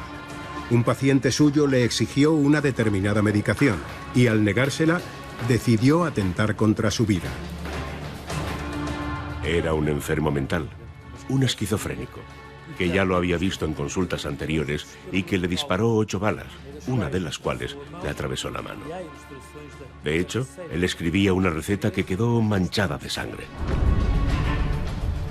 Sus controvertidas intervenciones, el dolor causado a pacientes que en muchos casos actuaron como cobayas de algo que estaba por desarrollarse, unido al atentado en el que tan cerca estuvo de la muerte, le hicieron reflexionar y replantearse si la leucotomía había convertido a muchas personas en vegetales humanos. Lo cierto es que con el tiempo, el médico dejaría de llevar a cabo dicha práctica.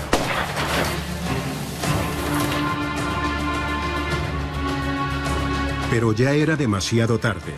Sus discípulos norteamericanos adaptaron de forma mucho más agresiva su método quirúrgico, al que llamaron lobotomía, y lo emplearon sin control, destruyendo la vida de más de 80.000 seres humanos en todo el mundo. Fue la otra cara del legado de un genio llamado Egas Moniz.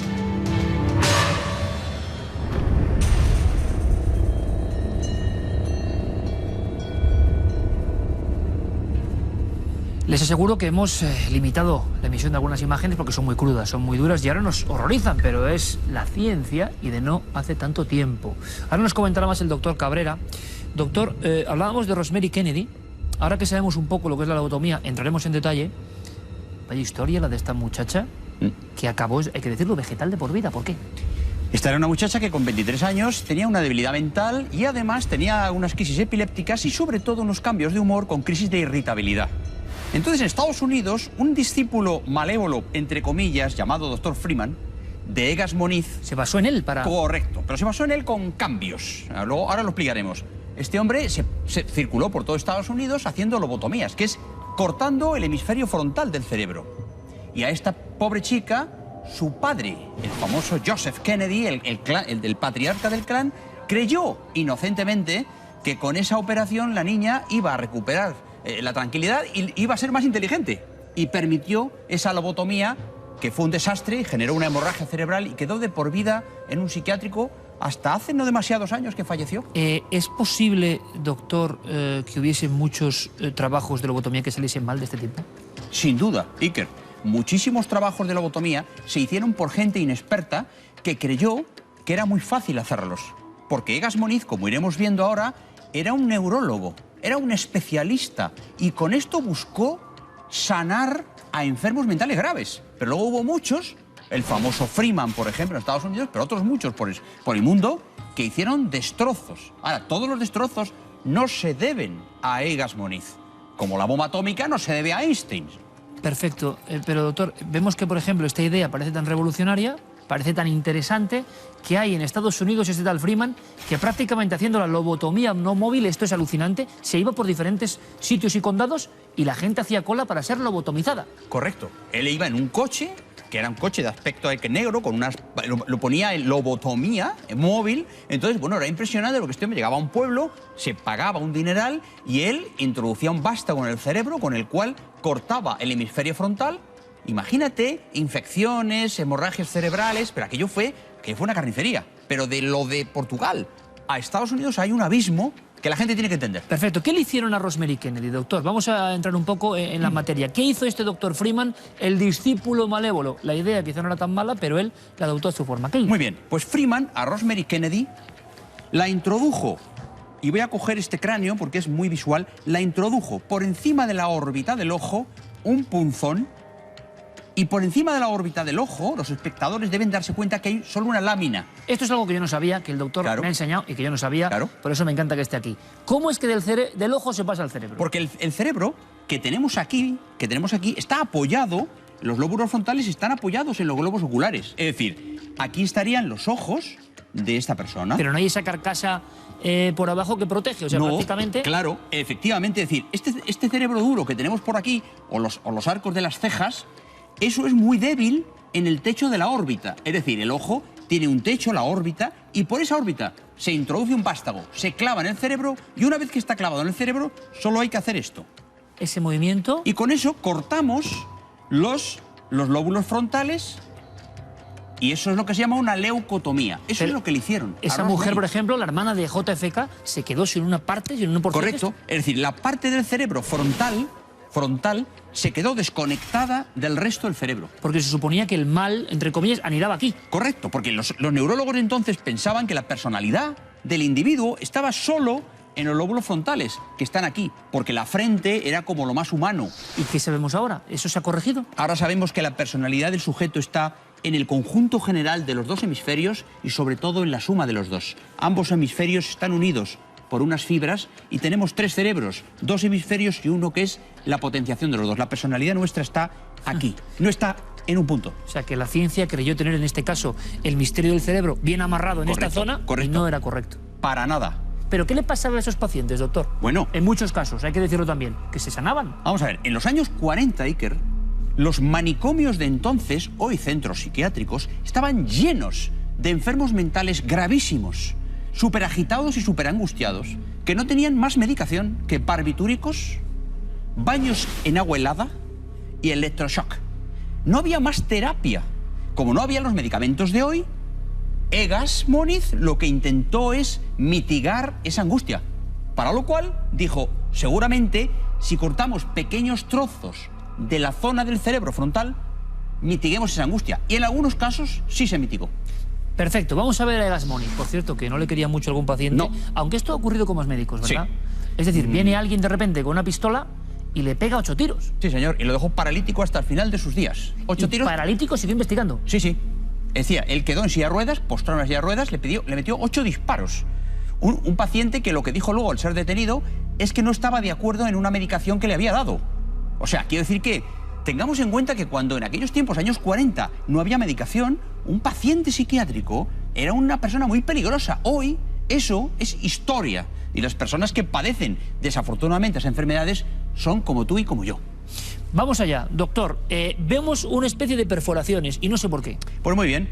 Esto es porque Egas Moniz se dio cuenta que en el cerebro había que cortar algo, desconectar algo para evitar esa impulsividad, esa agresividad. Entonces, interesante, doctor, permíteme, desconectar algo. Claro. O sea, hacer algo permanecía ahí, haciendo especie de electricidad, iba bien. Porque ya en aquella época Ramón y Cajal, nuestro premio Nobel, había demostrado que todo estaba en el cerebro, no estaba en el corazón ni estaba en el hígado. Y entonces Egas Moniz, que era un admirador de Cajal, dijo, voy a desconectar determinadas zonas, para lo cual, ¿qué hizo? Practicó unos pequeños orificios, esto se llama craneotomía. Craneotomía. Claro, por los cuales con vástagos más finos que este, introducía el vástago y hacía pequeños cortes dentro de este cerebro. Porque esto, doctor, tiene una especie como de cucharilla muy fina que lo que hace es el efecto bisturí. Exactamente, entonces atravesaba el cráneo y él introducía esto en la masa, hacía pequeños cortes y probaba que esos cortes en qué influían en esa conducta agresiva de las personas. Y consiguió muchos avances, muchos. Lo que ocurre es que hoy, claro, esos avances se ven como cuando se quemaba en las hogueras a los enfermos mentales. Vamos a ver, ¿Y en qué momento recibe ese polémico premio Nobel Egas Moniz? Es realmente una revolución, en el mundo entero se ve como una revolución, pero es que hablamos de hace poco tiempo, es que hablamos de los años 40, claro. Casi 50. Claro, es que estamos en el año 49, aproximadamente. Pero ya hay energía nuclear, ya hay un mundo relativamente tecnológico, sorprende. Sorprende, pero es que hasta los años 50 no aparecen los primeros neurolépticos. Para que la gente lo entienda, los primeros sedantes de verdad. Los antidepresivos primeros empiezan en el año 56, cuando yo nací. O sea, mi padre psiquiatra, ya fallecido, empezó a hacer psiquiatría sin antidepresivos, sin neurolépticos, nada más que con barbitúricos. Y un jarabe de ácido cianhídrico, como sedante. Es que no había nada. Pero entonces, doctor, la gran pregunta que yo extraigo de todo esto, mucho más allá de cuestiones que nunca hemos querido con el doctor Cabrera, no de morbo, que es verdad que es un tema fuerte, pero de aprendizaje siempre. ¿Qué saco yo en conclusión? ¿Sabíamos tan poco hace tan poco del cerebro, doctor? Si estábamos haciendo casi prueba y error y con aciertos, es que sabíamos un poco de lo que era el cerebro en sí. Hombre, en aquella época sabíamos ya que había determinadas áreas, que el área visual estaba en el occipital, que el área auditiva y del habla estaba en el parietal, sabíamos que frontalmente teníamos zonas motoras y de ideación, eso sí lo sabíamos, pero estábamos a ciegas. Hoy, estas cirugías se están repitiendo. Hoy, en el siglo XXI, ¿cómo? Con electroestimulación profunda cerebral o con psicogamma cirugía, en vez de con bisturís, con rayos gamma que cauterizan un punto dentro de este cerebro. Pero la función o el principio es el mismo. El mismo. Bloquear, desconectar. Correcto. Yo este domingo tomé café con un hombre con un trastorno obsesivo compulsivo grave, lobotomizado. En su época, hace los años 60. Y tuve con él una conversación en la barra de un bar magnífica. Un hombre que antes de la cirugía cerebral era incapaz de salir de casa. Yo con esto no quiero decir otra cosa más que no debemos perturbar los grandes avances de la medicina porque efectivamente alguien haya abusado de ellos. ¿En qué momento, doctor, la lobotomía que le da el premio Nobel, repito, a Egas Moniz, el único premio Nobel de Portugal, ahora en la polémica, sí, ¿en qué momento eso entra en desuso? ¿O ha cambiado la sociedad o es que la sociedad ve que eso es muy bárbaro? ¿En qué momento eso deja de emplearse? En el mismo instante, Iker, en que aparecen los psicofármacos. La aparición de los psicofármacos, que los psiquiatras le llamamos la segunda revolución psiquiátrica, eso cambia. Los manicomios desaparecen, los enfermos, las personas con enfermedad mental se sociabilizan, son medicaciones que te tranquilizan, te quitan la angustia y entonces esto empieza a caer en desuso. Y el electroshock, mi padre ponía 60 electroshock diarios. Porque no había otra medicación. No porque les apeteciera a los médicos de entonces. A lo mejor dentro de 100 años, la medicación de hoy lo ven como una salvajada. Hemos hecho algún repaso, aquí mano a mano, de lo que era medicina para niños incluso de hace un siglo, y había heroína, cocaína, en fin. Es el avance, ¿no? Es que a veces va a ciegas también, hay que decirlo, y va probando. Correcto. Doctor, Jekyll o Mr. Hyde, doctor Moniz. El doctor Moniz fue un visionario para su época que quiso mejorar la salud psíquica de muchos pacientes tremendamente angustiados y no lo consiguió. Y recibió como premio 8 disparos de un paciente sin tratamiento. Era el momento. Y evidentemente, yo tengo que decirlo, disfruto enormemente con mi amigo el doctor Cabrera, porque ¿cómo se cuentan las cosas? Pues se cuentan así. Instrumental que nos parece antediluviano y que siempre, cuando él está aquí preparando las cosas, dice, es que esto yo lo he usado, es que todo esto yo lo he usado. Es decir... Es que con este aparato ellos se lo colocaban en la cabeza y tenían una visión. Para hacer el... Claro, es que de este aparato que estás viendo aquí salen las lámparas del quirófano. La lámpara que hoy vemos en el quirófano, que es un escialítico, es esta misma, pero gigante. Por lo tanto, estos aparatos que hoy vemos aquí aún se usan en otorrinolaringología y en oftalmología. Estos aparatos que parecen que son del siglo pasado son fundamentales. Cualquier instrumento de estos, cualquiera. Y ya, si nos vamos a la antigüedad, muchos de estos instrumentos son muy parecidos a instrumentos egipcios y romanos. ¿Sabes lo que estoy pensando, doctor? ¿El qué? Que si hiciésemos de esta forma una historia de la medicina, ¡buah! El público, yo el primero, íbamos a alucinar. Y no es mala idea. Doctor Cabrera, como siempre, un placer, como siempre, amigo. Para mí. En fin, ¿cómo nos quedamos? ¿Cómo se quedan? Esto es ciencia, es conocimiento, a veces estremece. Es el camino largo del ser humano en busca de mejoras y en busca de comprender lo que le rodea. Vamos ahora, siguiendo con esta vía cultural, a nuestro entorno donde esperan libros. Biblioteca del Alba.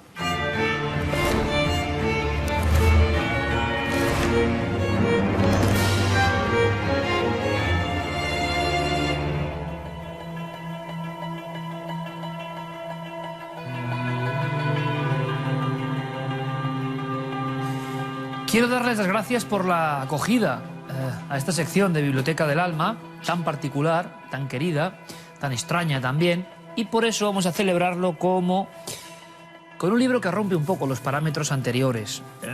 Es diferente, pero sí que para mí, y era un poco la motivación y argumento de esta sección, fue clave, absolutamente clave, quizá el más clave de todos. No es un libro sesudo, no es un libro que profundice en la trascendencia, como hemos comentado en otros casos. Es un libro que además es este en concreto, desvencijado. Es un libro que vean cómo está, tiene muchos años, y que yo leí con 10. Este libro marcó mi vida, y no es un libro especial, sí es un libro interesante, como tantos había en los años 70, finales. Y, bueno, fíjense, esto no sé si enseñarlo, pero dentro está la revista que yo hacía con 10 años. Y en esa revista, OVNI visto en Albacete, letra y dibujos horribles, evidentemente. Ahí estaba Transilvania o el terror. Ahí había muchas cosas que casi no se pueden ver. Y ahí estaban historias diferentes, incluso deportes, pero siempre mucho misterio. Cuestiones de misterio. Por ejemplo, se preguntaba el Iker Jiménez de 10 años, ¿existen los fantasmas? Una foto que era dibujada, en fin, una fantasía desbordante, ¿no? Guardo en mi despacho este documento dentro siempre de este libro, porque fue el que me impulsó a esta carrera tan extraordinaria, estrambótica, de locura para muchos, pero que a mí me ha hecho muy feliz. ¿Y qué tenía este libro? Bueno, yo estaba en casa de un buen tío mío, que ya está en otros mundos y que seguramente siga viendo esta sección, y él tenía pues una librería parecida a esta. Sintió, como mucha gente del norte de España, la llamada de los ovnis. Gracias a JJ Benítez y otros reporteros se publicaba habitualmente en el norte del país cosas sobre ovnis. Era algo peculiar, había un interés enorme. Coincidía aquello con la transición y mucha gente de inquietud intelectual puso en sus peldaños, o en sus estanterías, mejor dicho, libros de este tipo. Estaba yo solo en casa de mi tío y, como digo, aún no había cumplido los 11 años y me sorprendió ese libro. La curiosidad de un niño. Podía haber sido otro cualquiera, podía haber sido una revista de fútbol como las que yo leía, podía haber sido un cuento, pero fue este libro.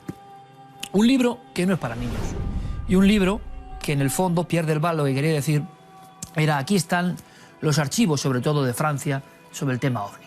Verán, para mí fue tal impacto leer ese libro que ahora mismo me estoy viendo en casa de mi tío, solo, estaba pasando una gripe, recuerdo perfectamente, igual eso explique todo, tumbado, viendo este libro en concreto, que nunca se ha separado de mí, y viendo una página en la que se hablaba, con esta fotografía que van a ver, esto es la magia de los libros. Me sigue produciendo el mismo escalofrío, dirán, ¿pero qué es esto? Si es una ventana, un patio. Bueno, es el caso de la señora HR, una de tantas denuncias. Esta señora, en Grenoble, en Francia, en 1966, aseguró que hacia las 5:30 de la mañana, mientras su familia dormía, ella salía a tender la ropa. Y tendiendo la ropa, observó algo que llegaba del cielo. Primero una especie de estrella, luego una esfera. Cuando quiso darse cuenta, ella sola, en este lugar desangelado, en pleno invierno, contempló que había una especie de cúpula o de aparato extrañísimo que se situaba justo enfrente, en lo que era el techo del edificio de enfrente, a unos 7 metros de ella, muy cerca. Contaba en este libro, imagínense, la mente infantil de 10 años leyendo eso a solas, contaba esta testigo aterrorizada en la denuncia que de pronto, todavía casi no era de día, sintió una fuerza, algo que le impulsaba, como si aquel objeto la llamase, y se agarró fuerte al balcón hasta que pudo entrar de nuevo dentro y, aterrorizada, contó a su familia lo sucedido. Tiempo después puso la denuncia ante la gendarmería. Y ese libro, que yo veía que no eran cuentos, sino que era algo que parecía que tenía que ver con la realidad, estaba lleno de historias similares. Por ejemplo, el caso de Jean-Claude S., un niño que se encontraba no solo con una estructura extraña, que el resto de la pandilla salían corriendo, aquí lo recreamos, era una especie de cono volador, también en Grenoble, pueblo de Domene, y un ser que él creyó que era muy alto, con los brazos extendidos, que iba por él. Estaban las fotos de las huellas, estaban las fotos del camino donde todo ocurrió, y yo con 10 años lo leía absolutamente aterrorizado, entre aterrorizado y fascinado. Casi no dormí, pasé fatal, pero el tema de los ovnis entró en mi vida con mucha fuerza. Yo no sabía nada del misterio. Resulta que al poco tiempo, prácticamente pegado a esa escena, algo pasa en Vitoria, aunque esto será otra historia, que ya le hemos contado, por cierto, como reportaje. Resulta que, como nunca había ocurrido antes ni después, me encuentro en la casa de mi tío la portada del periódico poniendo OVNI sobre Vitoria. Y esto es mi historia. ¿Se imaginan? Ese niño que había tenido pesadillas con un tema que él no conocía y que a unos 200, 300 metros donde él vive hay vecinos después de un apagón que dicen que han llamado a la policía porque han visto unos ovnis. Y ocurrió la llamada oleada de Álava que nunca se ha vuelto a dar. ¿Qué ocurrió? Que con unos compañeros, un buen amigo, mi amigo Héctor, mi amigo Borja, mi primo Roberto Pérez, cogimos las bicis y allí que nos fuimos. Y para Iker Jiménez el impacto de ver a esa gente, no sabía ni qué preguntar, evidentemente, fue tan fuerte que supe en aquel instante que mi vida iba a estar ligada a todo esto. No sabía cómo ni de qué forma, no sabía si era una locura, si era posible o era imposible. Pero me impactó tanto ver a aquellas personas tan grandes, para mí, claro. Esos tierrones que señalaban al cielo todavía y contaban que un triángulo luminoso, algo imposible, había aparecido en el cielo. Al mismo tiempo se había apagado toda esa zona de Ali, Zaramaga, Barrio del Pilar. A partir de ese momento el grupo de niños viajó a otros muchos pueblos. Yo era el más pequeño y sinceramente alucinaba. Gasté todos mis ahorros en una grabadora para intentar grabar esas cosas que todavía conservo. Es decir, este libro, siendo un niño, marcó mi vida. Seguramente, objetivamente, no sea un libro comparable a otros, ¿verdad? A nivel de profundidad, a nivel de discurso, a nivel de lo revelador. Pero ¿puede haber libro más mágico que el que te cambia prácticamente la vida? En fin, espero que hayan disfrutado con este pequeño secreto y con algunos documentos que espero que no vean mucho la luz. Nosotros continuamos y lo hacemos sin perder un minuto, viajando de esta emotividad, de esta historia que es mi propia historia, que espero que no les haya cansado y que puede que ahora mismo, gracias a lo que contemos, se esté fraguando en otras muchas historias de niños que ahora nos ven. Ojalá sea así. Vamos, para esos niños también, a contar algo que tiene que ver con el futuro. ¿Les parece? Misterio 4.0.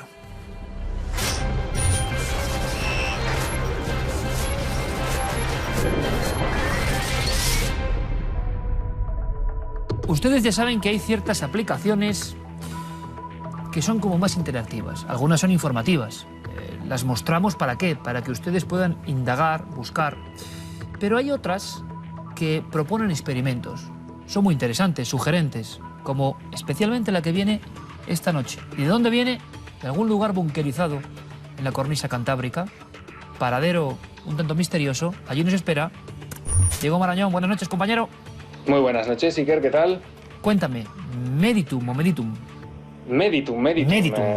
Recordarás, Iker, que hace unas semanas hablábamos de Dream On, una aplicación desarrollada en Inglaterra que trataba de influir en nuestros sueños mediante la emisión de sonidos durante la fase REM. Ajá. Era una herramienta muy interesante y, de hecho, nos han llegado opiniones de algunos espectadores confirmando que Dream On funciona y que a ellos les ha venido muy bien. Esta semana quiero presentarte Meditum, una aplicación que podemos encuadrar en ese estilo, pero que va un paso más allá.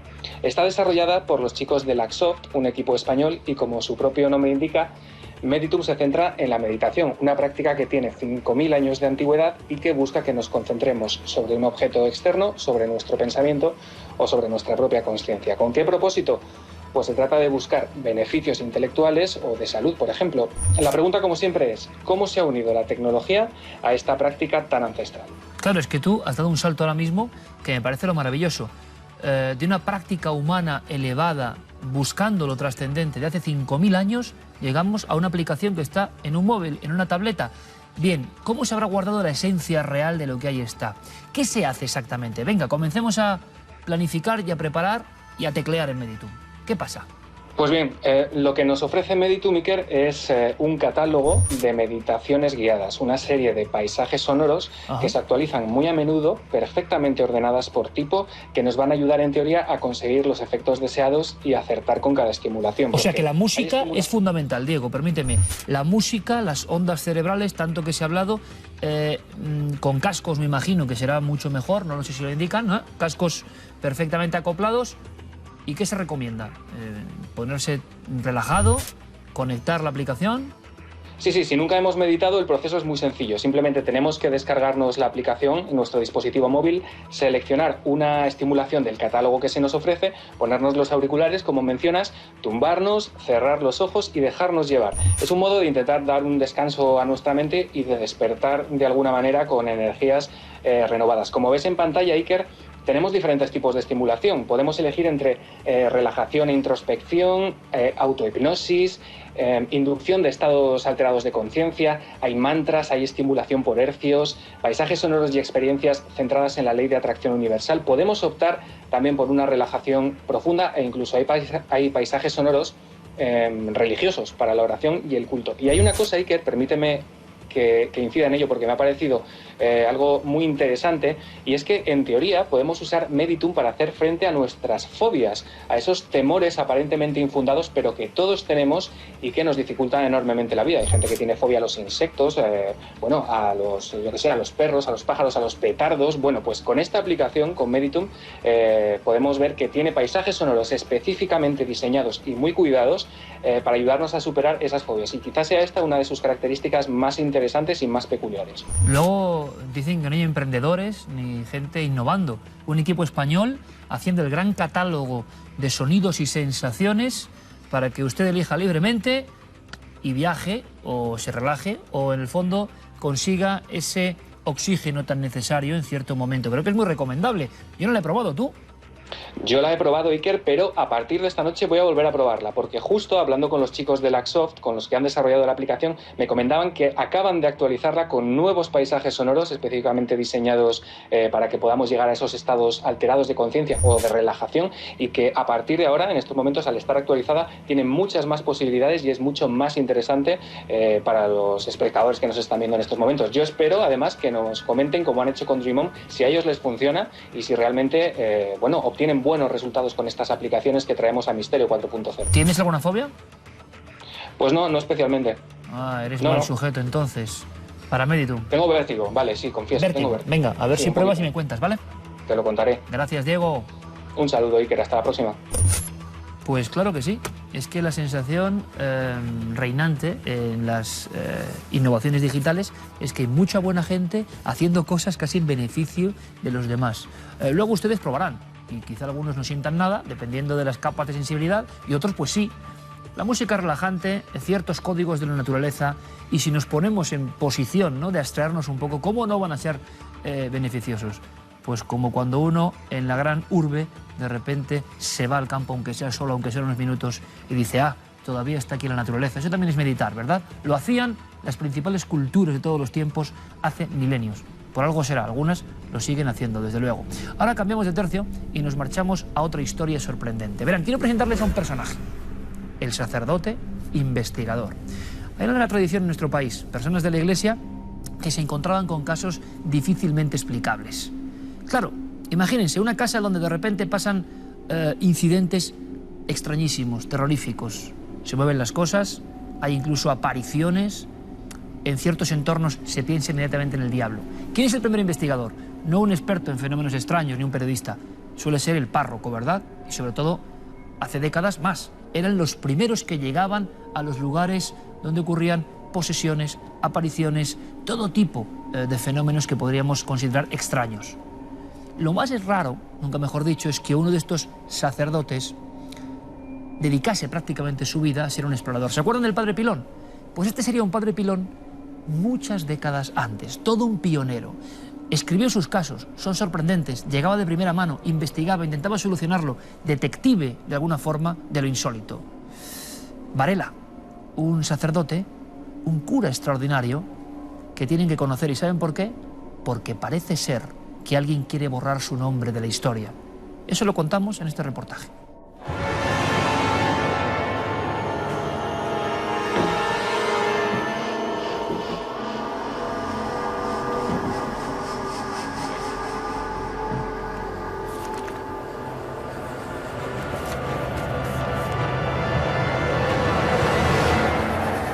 En la parroquia de Borracheiros vivía un labrador, el señor Manuel Varela, en cuya casa sucedían fenómenos diabólicos.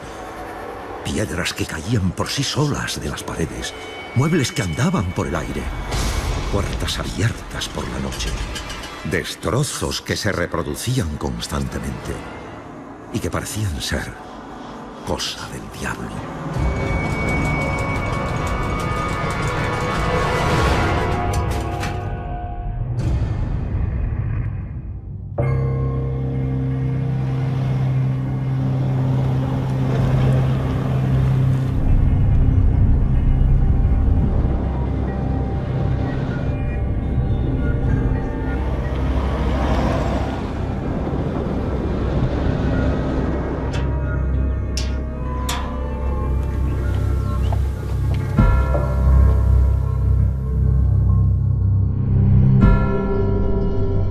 Él fue un clérigo formado entre los jesuitas, lo que le confiere a su carácter pues también un talante científico.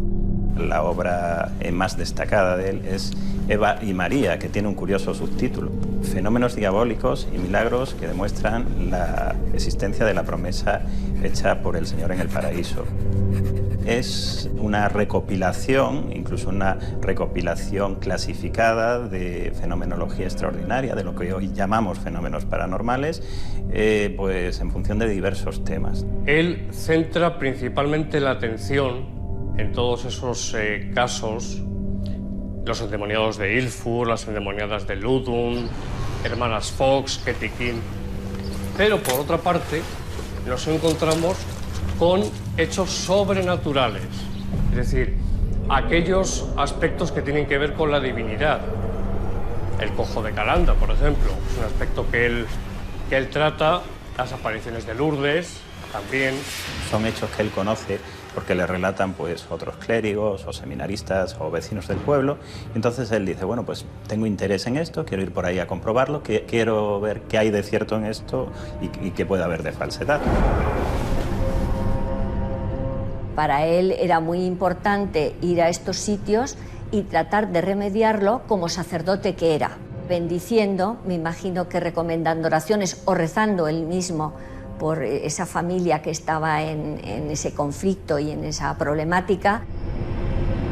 Interesado por el misterio y por todos aquellos fenómenos que escapaban de la lógica, don Ricardo recogió en su obra Eva y María opiniones sobre algunos de los casos más extraños que habían marcado sus investigaciones.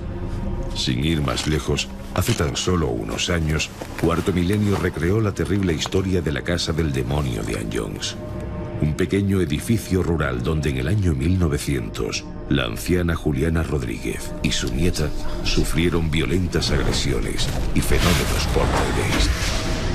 Pero esta recóndita área no fue la única analizada por este particular clérigo. Sus escritos también señalan a la Casa Maldita de Varela, en Borracheiros, Pontevedra, donde entre 1916 y 1921 el labrador Manuel Varela y su familia tuvieron que enfrentarse a extrañas fuerzas del mal.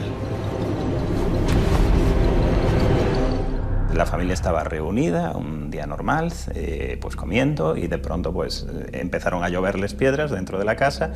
Pensaban que alguien les estaba atacando, que les estaban gastando una broma pesada, y entonces fueron, miraron por la zona, no vieron a nadie, llamaron a la Guardia Civil y la Guardia Civil tampoco encontró nada. Los fenómenos fueron increscendo, que fueron aumentando, que primero eran solo pues lluvias de piedras, luego también que se movían objetos en la casa, después objetos bastante pesados, después que la gente pues recibía golpes, que la comida pues, aparecía llena de porquerías o de algunas sustancias que no sabían quién echaba, o que aparecían paños liados y la ropa liada y no sabían cómo ocurría esto. Y es que por aquellos años, don Ricardo llegó a recopilar numerosos testimonios, debido principalmente a la valiosa información que le hacían llegar vecinos, amigos y familiares. 4 días después de haber fallecido su abuela, el padre Julio fue junto a su madre y otros vecinos a rezar a la parroquia.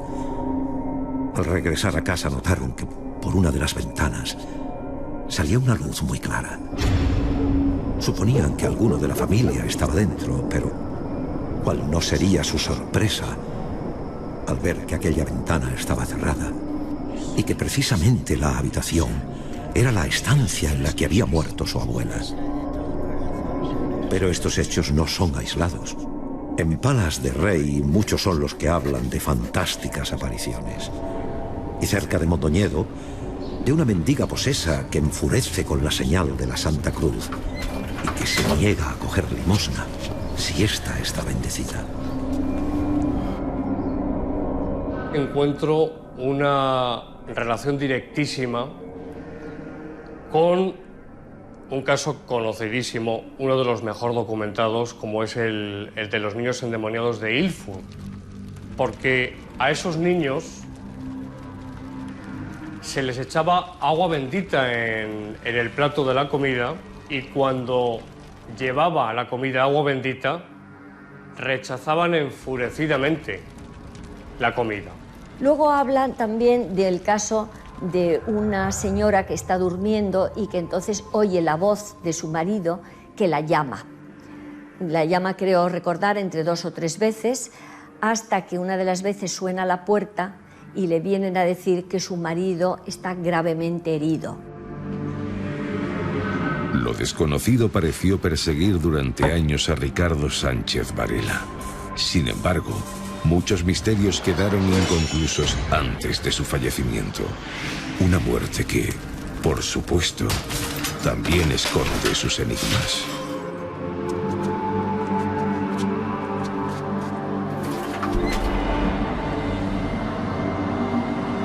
El clérigo pudo eliminar el nombre de su propia tumba. Incluso se comenta que realmente hubo una mano negra que pretendió borrar hasta el último símbolo de su existencia. 2 teorías que ya forman parte de su legendario pasado. Legado que muchos investigadores de lo paranormal tratan de recuperar en la actualidad para dar luz al oscuro puzzle que conforman todos sus inquietantes trabajos.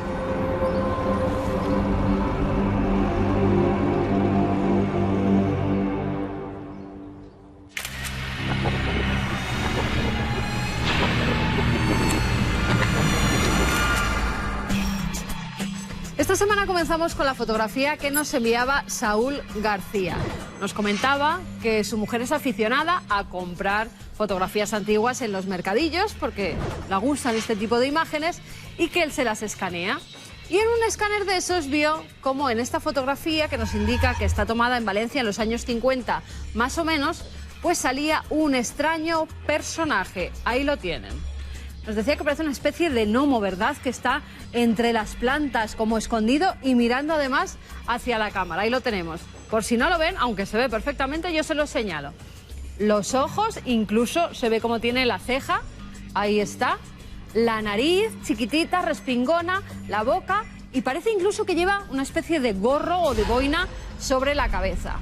Ahí tendríamos la imagen que nos ha resaltado Guillermo León, que nos dice que, bueno, él, la verdad, le ha impresionado bastante esta imagen porque es muy clara, pero que cree que es algo que había detrás. Es decir, puede que hubiera una estatua en ese jardín, puede que las hojas, una piedra, hayan recreado este rostro. En definitiva, una pareidolia como muchas de las que vemos, la verdad que es un tanto extraña, eso sí. Y nos vamos con otra imagen que nos enviaba en esta ocasión Iván González, desde Tenerife.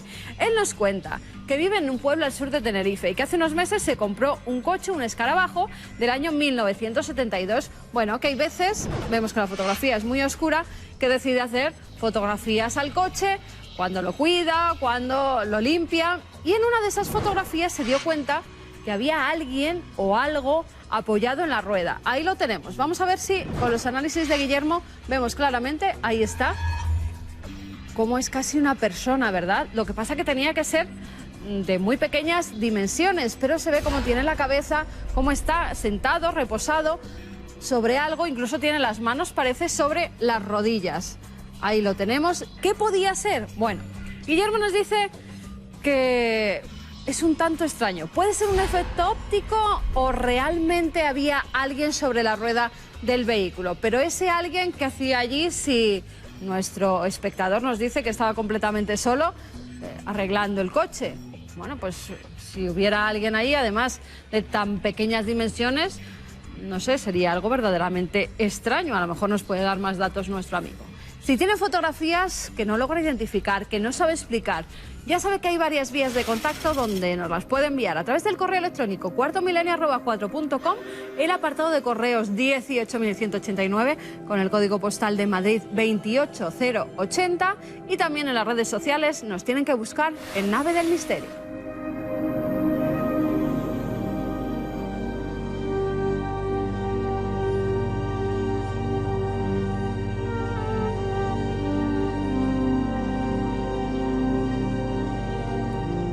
Me lo han preguntado muchas veces, seguramente es una de las preguntas recurrentes a lo largo de 30 años ya, ¿no? Interesado en estos asuntos desde crío. ¿Existirán los extraterrestres? ¿Existen? Yo creo que deben existir. Sería absolutamente absurdo pensar en en un universo construido para nosotros. Aunque tal y como está el patio, seguramente muchos lo piensan y además estén convencidos de ello. Así van los tiempos, porque somos una humanidad bastante frívola y hedonista y trivial y que ha dejado de preguntarse las grandes cosas. No está de moda, no está de moda. Pero observando a los tertulianos, escuchándoles muy atentamente, me he imaginado no a un gobierno, no a unos servicios de inteligencia, no a unos espías muy malos, sino a los extraterrestres contemplándonos. Puede que estén haciéndolo, quizá por eso no llegan en masa, ¿no? Viendo lo que hay. ¿Qué pensarán de nuestro mundo? Si pudiesen llevarse unos archivos visuales y de comportamientos, si por ejemplo viesen un informativo, lo que es nuestro legado del día a día, lo que nosotros mismos seleccionamos para contarnos qué es lo que ha pasado, ¿qué pensarían ellos? Igual algún extraterrestre está más que asustado, volando hacia la Vía Láctea en sentido inverso, ¿no? ¿Qué es lo que ocurre? Que yo estoy convencido de que hay extraterrestres, pero voy más allá. Y lo voy a contar de una forma, si me lo permiten, también un poco de broma o contada con anécdotas que me han pasado hace poco. Los extraterrestres pueden estar mucho más cerca de lo que pensamos. ¿Por qué? Estaba yo en la radio con mis buenos amigos, con el equipo, y escuché también varias anécdotas curiosas de cómo está el patio, y son simplemente opiniones. Venía uno de mis compañeros, no diré quién, no diré el nombre, absolutamente impresionado. Había estado en el teatro, en una función muy promocionada, porque eso se promociona bien, con mucho éxito. Así como algo cabaretero, frívolo, no sé. Bien, me parece fantástico. Pero venía el hombre aturdido. ¿Qué te pasa, compañero? Pues nada, que eso estaba lleno, todo el mundo jaleando, y yo empecé a ver que eran unos chistes como muy chuscos, que no entendía absolutamente nada, que se promocionaba una serie de cosas que yo tampoco entiendo muy bien. En definitiva, me sentí muy solo en mitad de aquella platea, con personas, además, absolutamente normales, de buen nivel cultural, muchos de ellos, enfervorizados, ¿no?, con aquella obra. Bueno, que no nos guste una obra de teatro no tiene nada que ver, no es nada bueno ni malo. Pero él me dijo una frase que se me quedó. Me dijo: Iker, me sentí como un extraterrestre. No iba conmigo todo eso. Y además, curiosamente, eso es lo que se impone. ¿Y qué era eso?, le pregunté. Bueno, en el fondo, la obra en concreto da igual. Es la sensación de lo que hablábamos, ¿no? La materialidad a ultranza, la falta de compromiso, desde luego, la falta de esfuerzo, ni les cuento. Esto llaman al fenómeno en sí los antiguos hedonismo. El hedonismo, había una escuela griega muy famosa que abogaba por ello. Era un poco busca tu propio placer constantemente, sin mirar los fines para conseguirlo, porque para eso estamos aquí, para tener placer, estimulación constante, y por supuesto sin pensar en lo que piensen los demás, sin hacer caso en absoluto. Esa es la escuela de los hedonistas. Ese término ha recorrido la historia. Y dicen los expertos, no yo, y no por esta obra, pero que sería una muestra de cómo alguien se queda sorprendido de por qué tiene éxito, esa y otras muchas cosas. Estamos, dicen algunos, en el proceso hedonista que tienen todas las civilizaciones. Esto da bastante miedo, porque el proceso hedonista es lo que viene justo antes del descalabro. La promoción constante de esa materialidad, el desapego absoluto de valores más elevados, de cuestiones, ya lo he comentado en alguna ocasión, espirituales, o de preguntarse cosas, ni les cuento, y la promoción por parte del sistema, que no son gobiernos, no es nada, es el sistema, nosotros mismos, triunfan las ideas de el éxito inmediato, y más o menos si no te acoplas a eso, casi si no robas es que no eres listo, todo eso se promociona a todos los niveles, con un bombardeo constante, la frivolidad, la trivialidad, el placer inmediato, el placer buscado con todo tipo de cuestiones solo para el propio placer. Bueno, también hay gente absolutamente maravillosa y buena en el mundo, lo sabemos, pero ¿será esa la corriente, lo que verían los extraterrestres si ahora mismo pusieran un sistema de espionaje en todos nosotros? Mi amigo se quedó muy sorprendido, se sintió un extraterrestre. Yo les hago la pregunta: ¿ustedes, ante las modas, ante lo que está establecido, ante lo que los medios de comunicación nos dicen cómo tenemos que ser en nuestra vida, con nuestras parejas, en el trabajo, en nuestro pensamiento, lo que tenemos que llevar, por qué tenemos que pagar o no pagar? ¿Ustedes han sentido alguna vez extraterrestres a contracorriente, absolutamente solitarios? ¿Han contemplado que todo su entorno están interesadísimos por cosas a las que ustedes no les prestan mucha atención? ¿Han comprobado cómo lo que a ustedes sí les interesa, igual cosas, yo no sé si más profundas, no lo sé, no tienen eco, han comprobado que no están en la corriente mayoritaria. A eso pensaba. A lo mejor los extraterrestres están más cerca. A lo mejor somos nosotros mismos, ustedes, quién sabe. Por tanto, Cuarto Milenio no es solo un programa que habla de extraterrestres a veces, sino que empiezo a pensar que a lo mejor es un programa hecho para extraterrestres. Hasta dentro de 7 días, amigos.